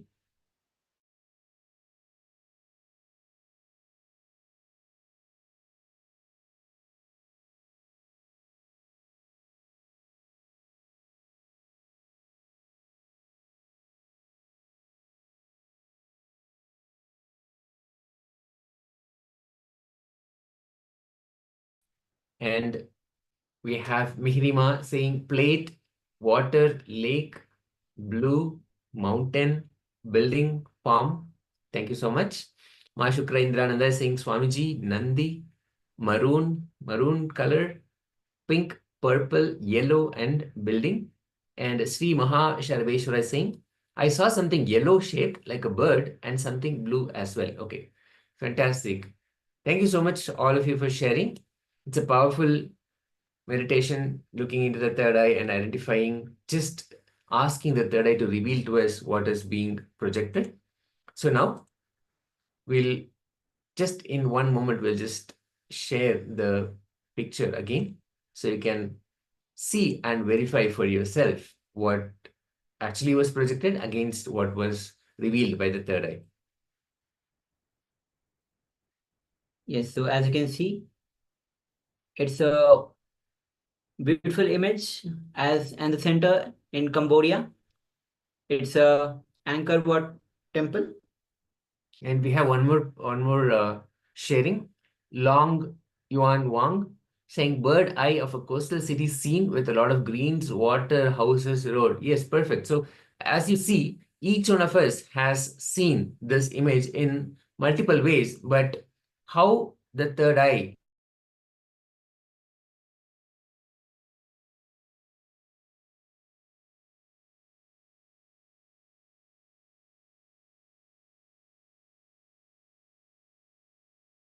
manifestation happens may vary between each person, but the first thing we have to remember is that without anything, we were able to sit and then we were simply able to see through just our third eye with our eyes blindfolded, something that was in front of us. And through the power of initiation by Swamiji, this has happened for us. So first thing, congratulate all of yourself first that this manifestation happened, that you were able to sit with your third eye and able to manifest this power. So this is beautiful. And second thing is, no matter how or what the third eye revealed to you, that does not matter. Now we are here and we are able to manifest this power. And into whatever extent the third eye is able to reveal the contents of the image, the picture to you, that's fantastic. So always a reason for celebration. Now let us enter to the next round of power manifestation. What we'll do is we'll again enter into the space of manifestation. Let us once again tie our eye bands and tie the cloth. Again, we'll do a manifestation for the second time, a second round.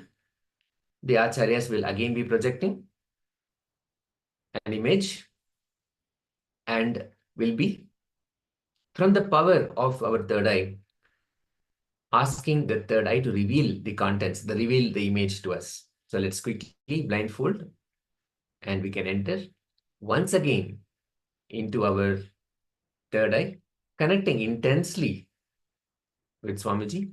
I request all of us to get our blindfolds on.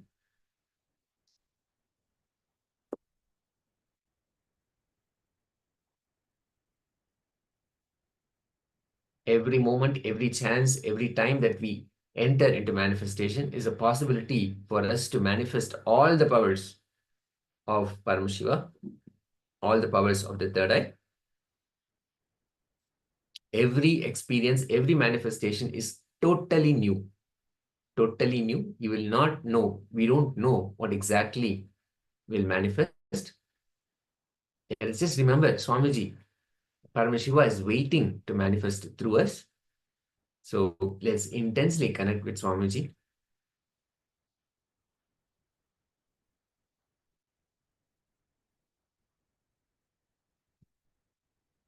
Now intensely ask for the image to be revealed to you and request all the participants to have your eyes blindfolded. Nitya Parashakti. Please have something to close your eyes, a piece of cloth if you don't have a blindfold. Just closing your eyes or even placing your hands in front doesn't work. Yes, thank you.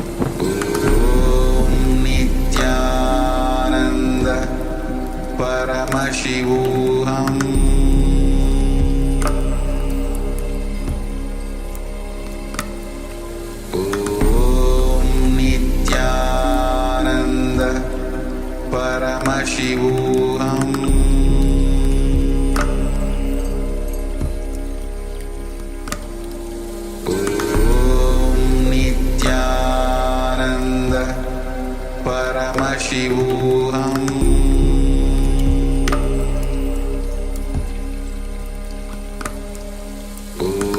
Om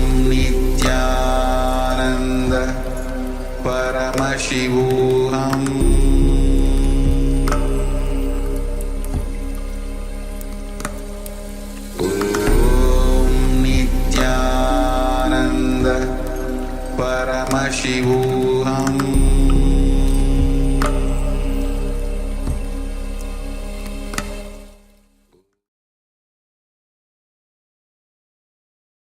Slowly, very slowly, you can relax and remove the eye bands from your eyes. And you can open your eyes as well.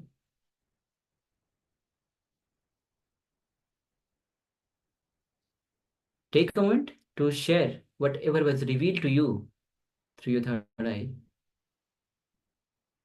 Yes, this is the exciting moment when we actually see how the revelation and what was projected, they compare. So let's quickly share.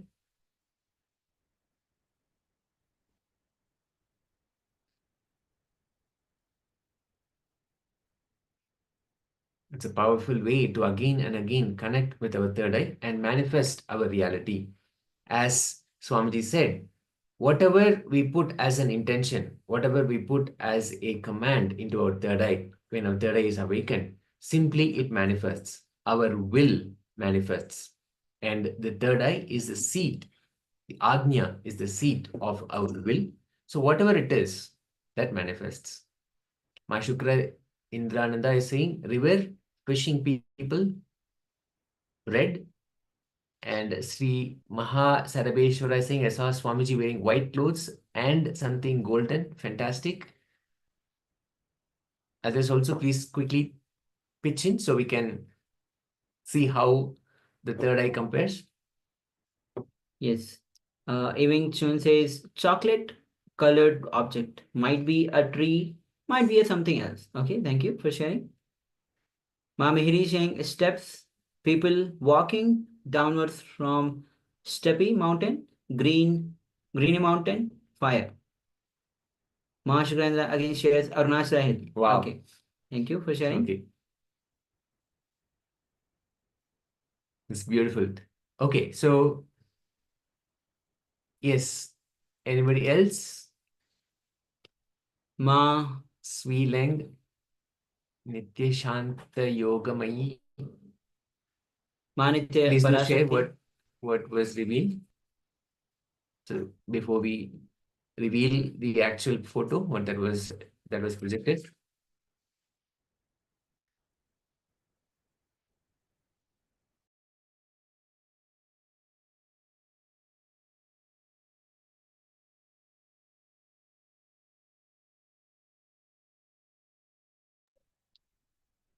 So let's project the image. Let's verify the manifestation. Beautiful. So as you can see, most of us, we were able to see a hill, we were able to see, even fire, Arunachala, so many of those things, so many of the hill came through. And also one more thing is that when we are sitting in a group, the whole group will actually see some things similar. The third eye reveals itself in a similar fashion. So we can see that mountain is something that most of us were able to see, or the third eye revealed mountain or a hill to most of us. So beautiful, fantastic. Now, just again, let's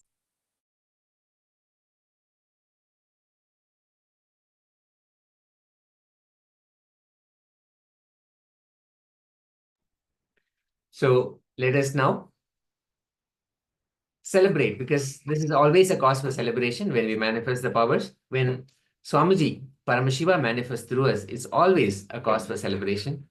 So never lose a moment to manifest, never lose a moment to celebrate as well.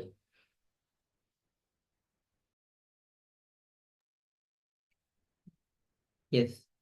So now after this power manifestation, now we'll be moving on to the next session, which is on listening. Swamiji says very beautifully, the program starts when you start to listen. Listening means when you perceive the information, absorb the information as it is without the interference of the incompletions, without the interference of your patterns. Then what you cognize, what you perceive, and when it gets absorbed into your system, it is listening. So please come to the space of listening. Let's begin this session.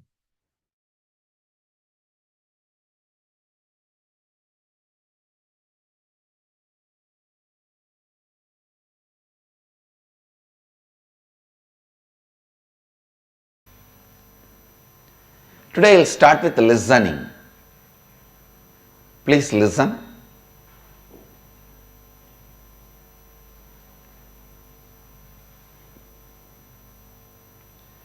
Whether you understand or not, experience or not, believe or not, you are nothing but word. Understand? Please listen. You are nothing but word.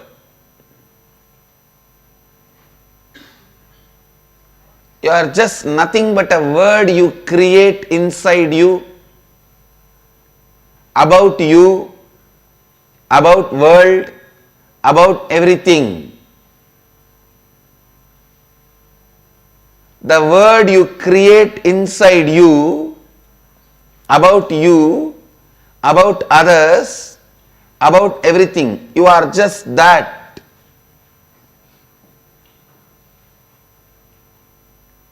Please understand the field of mind and psychology. They are saying you observe, internalize only 2% of what is happening around you. If there are 100 informations, means visual,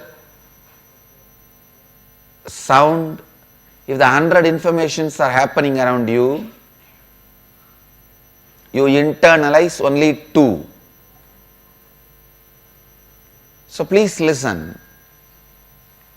Participating with life without tiredness or boredom. The best way to participate with the life without tiredness or boredom is listening. I tell you, other than listening, any other participation will tire you and make you feel bored. Whether it is seeing or smelling or tasting or the touch pleasure. Understand, the words you listen becomes the source of the words you utter towards you and others. And especially the words you listen from the source of the source becomes the source of the words you utter towards you and others. You have the opportunity for next 21 days to listen from the source.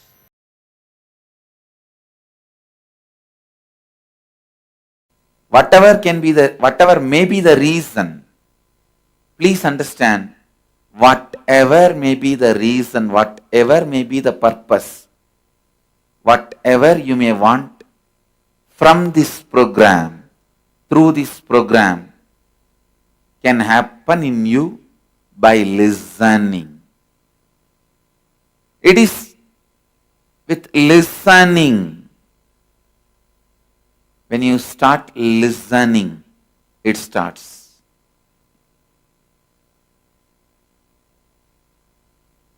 When I say listening, I don't mean just hearing. The default hearing, which all of us have. Let me define this default hearing and listening. Default hearing means you hear some words or sound, the moment you hear, some of your past incompletions stored in you, past memories, emotions, hangovers gets triggered in you. When that gets triggered, you are just lost. You are just lost in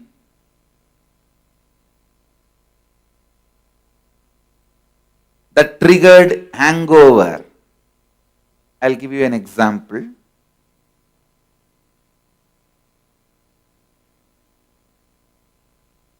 When you were 10, you went for a beach walk. There you saw few people attacking one person and finally that fellow is dead. You saw literally a murder in front of your eyes. Naturally you will run away from that place.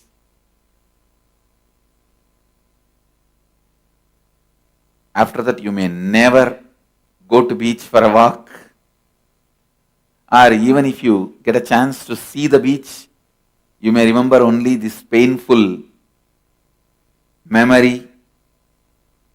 If you carry this incompletion, the moment I start speaking, I start uttering the word beach or a beautiful walk in the evening beach, the breeze of the evening beach.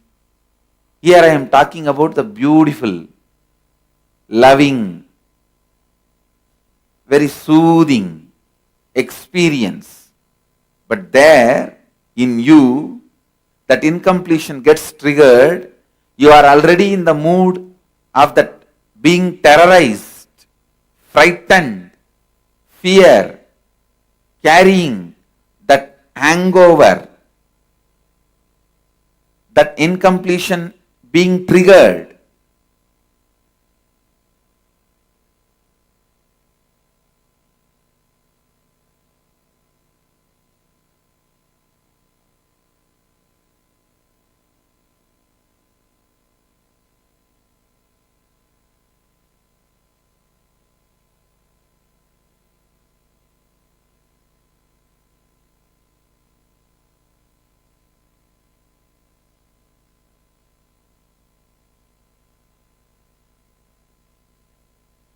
Understand, hearing and incompletions getting triggered and getting lost in those incompletions. Hearing, incompletions getting triggered and getting lost in those incompletions.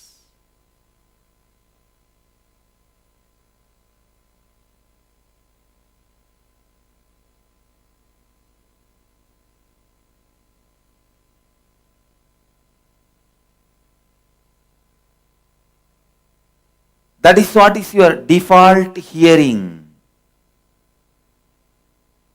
Now, when I ask you to listen, I mean listen and internalize everything I am uttering without allowing the interference of that past hangover. In you listen and internalize means understand, cognize. Then again listen, cognize, listen, cognize. This is like a binary action. 0, 1, 0, 1, 0, 1, 0, 1, 0, 1. Like the computer.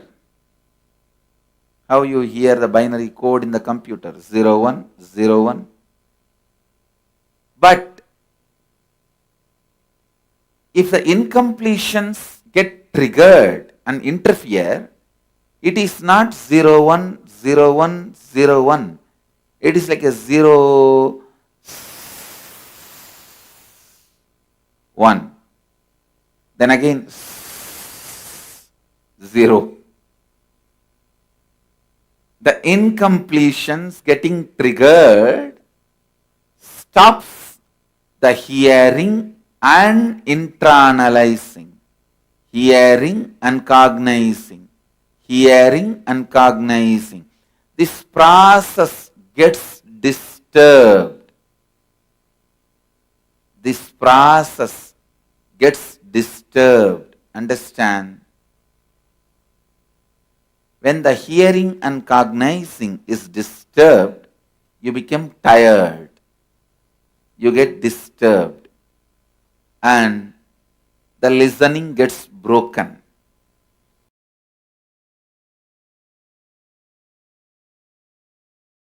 Please understand? Most of the time, you learn the technique of switching off yourself without sleeping in the schools.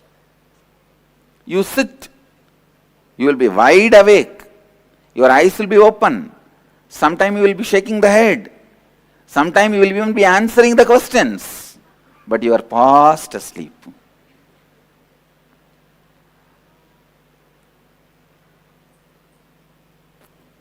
You just learn to switch off and fly somewhere.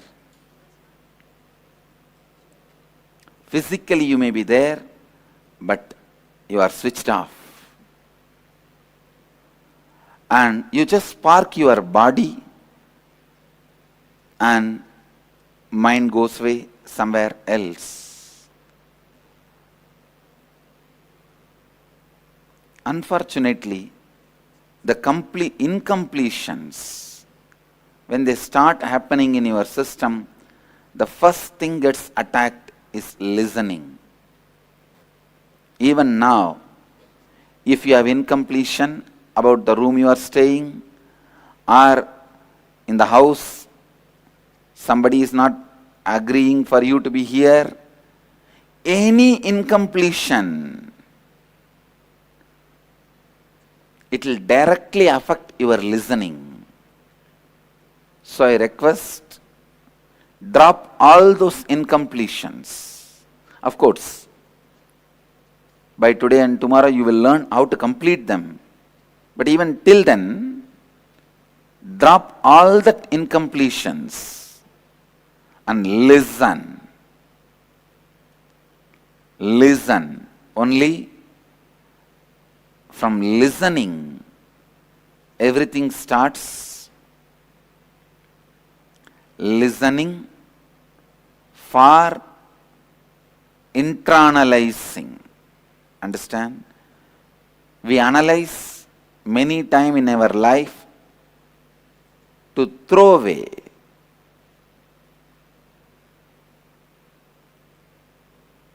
To dump.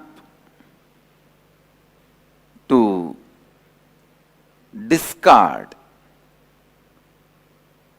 But now I am asking you to analyze for internalizing. Analyzing for internalizing is internalizing. Please understand. Analyzing for internalizing is internalizing. If you have any incompletion,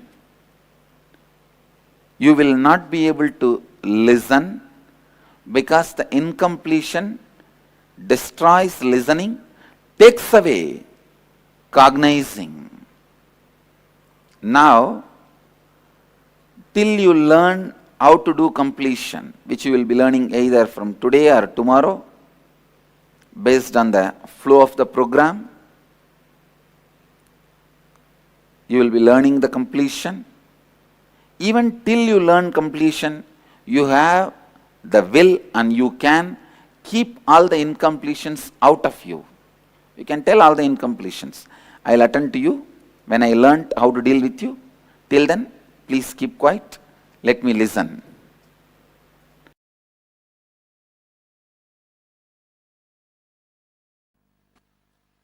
Understand? Today I wanted to expand on the power of listening and how it is directly connected to ability to handle sufferings, ability to handle reality. See, the inability to handle the reality is suffering. You need to know. Inability to handle the reality is suffering. The moment you have the ability to handle the reality, it is no more suffering. And listening plays a very major role in that. When you don't have listening, you always come to the conclusion before the information is cognized in you. Please listen. The moment you start talking to somebody, when you don't have listening, you start coming to your own conclusions either by rejecting that person or by taking that person as a big threat. Both will lead you to suffering. If you take some joker as a villain, you will be suffering unnecessarily. If you take the villain as a joker, you are neglecting the great problems and big sufferings going to come. To gauge a villain as a villain, a comedian as a comedian, you need listening. Please understand. It is listening which is important to see the guy who is in front of your life is going to be a comedian or a villain or your friend. Just because it is opponent's opinion, I don't take that very lightly. In every moment, I put my listening and separate the comedians, villains, and heroes. Heroes, let them be encouraged to support. Comedians, laugh at them. Villains, attend to them and give them the right reply.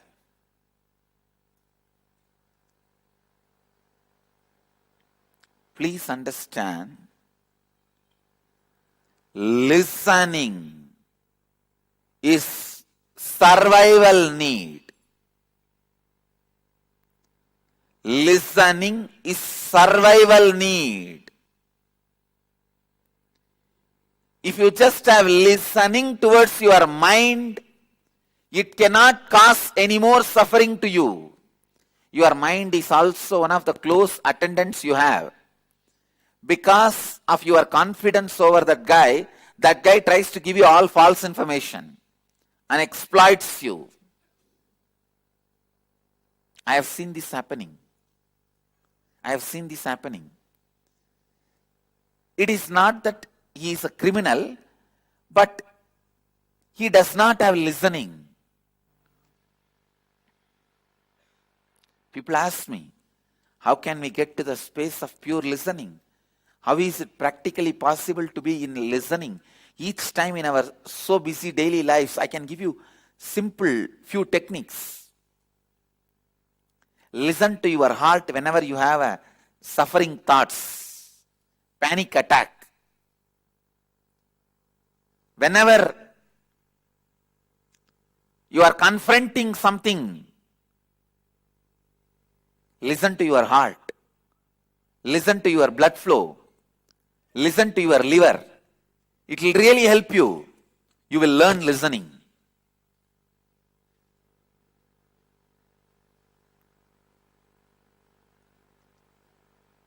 Once in a while, sit with a tree, sit with a river, sit with a water body.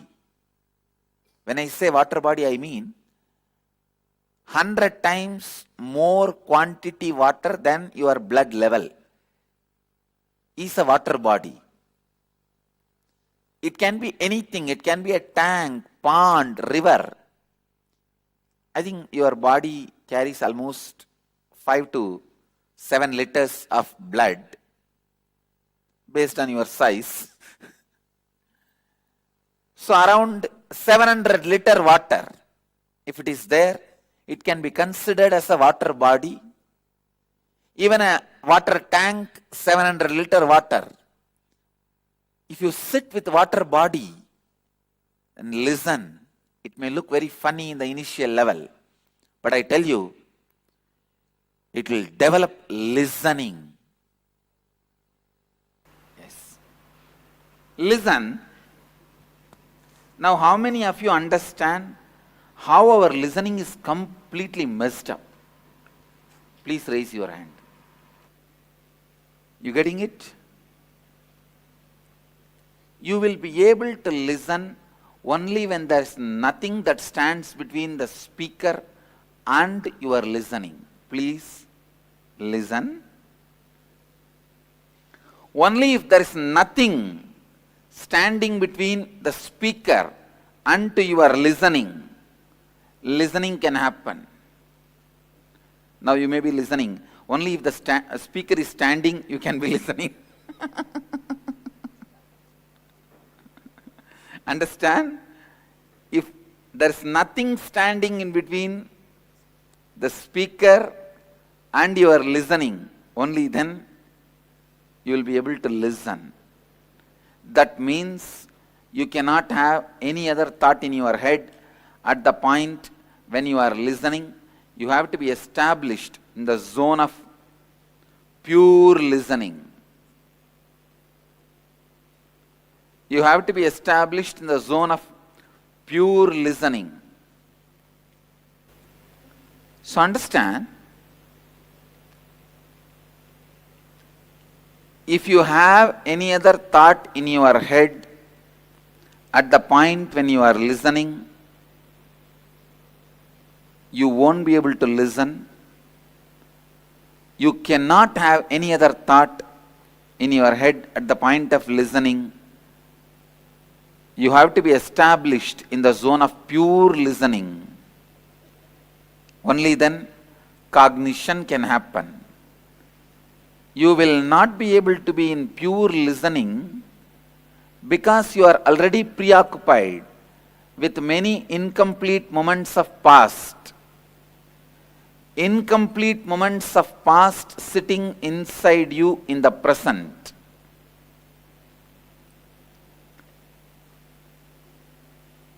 Please understand, many of the incomplete moments of the past sitting inside you now in the present is the reason why you do not listen. It is incompletions. I can say mountains of incompletions. Sometimes I wonder what all incompletions people can create. No, we are like an incompletion invention machine. No, really. For what all reason people can create incompletions, unimaginable. When you carry incompletion, you can just go on creating incompletion for anything and everything. Understand? It's only with completion listening starts. You will learn the process of completion. We will begin completing your past. Only then your ability for pure listening exponentially goes up. When you complete your past, your ability for pure listening exponentially goes up. We will work on a lot of powerful methods that will establish you in the state of completion, increasing the state of listening in you. Along with those techniques, continuously take on only this one spiritual practice, listen. This is the only spiritual practice I want you to do for next 21 days. That is listening. Everything else will automatically happen. Just be in the space of listening. Simply when I say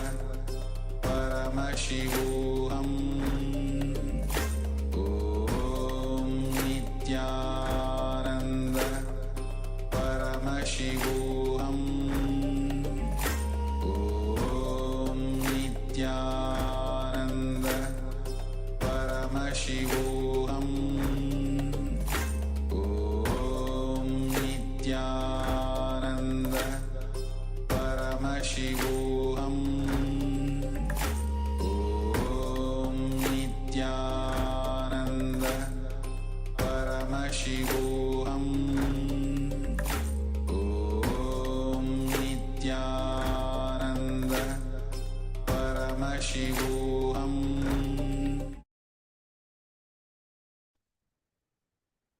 Nityanandam, welcome back. So we have a lot of participants joining us today.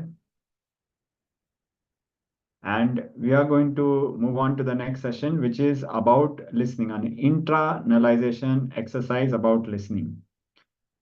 So many of us would be familiar with the word internalization, but many of us will not be familiar with internalization.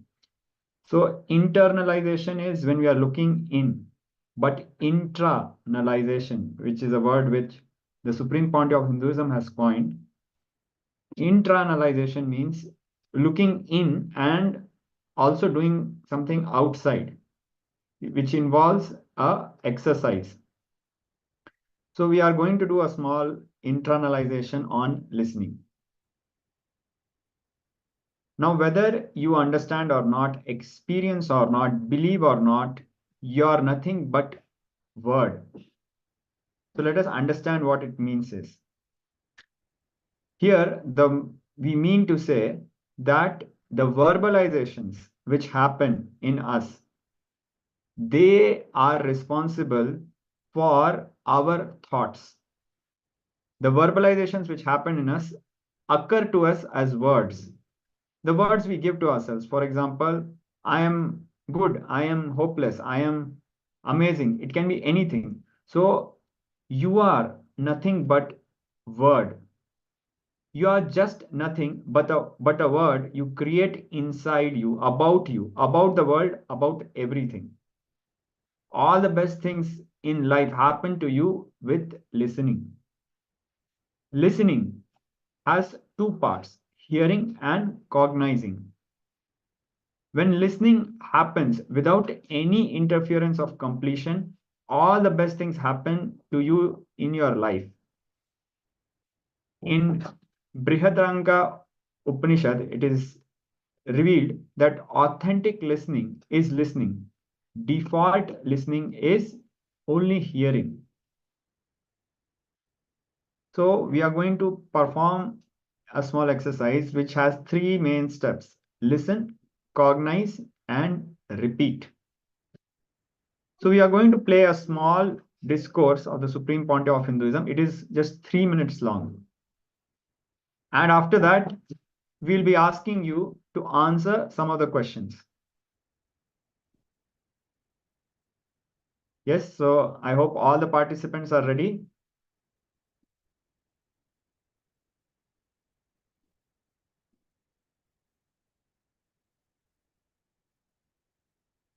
If any of the participants have any question or any thoughts or experience they would like to share, you can post it in the comments in the chat.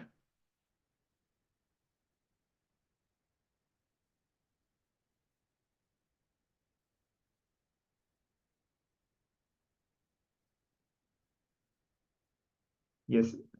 So let's get a confirmation from all the participants. Please give a thumbs up if you are ready. Ma Miri, okay. Ilo Aya has given a thumbs up. Ma Shukrendranda has given a thumbs up. Great. So yes. Wei Sin Aya has given Weng Kisin Aya has given a thumbs up. And Nitya Parashakti Aya has Ma has given a thumbs up. Yes. So now we are going to play the video.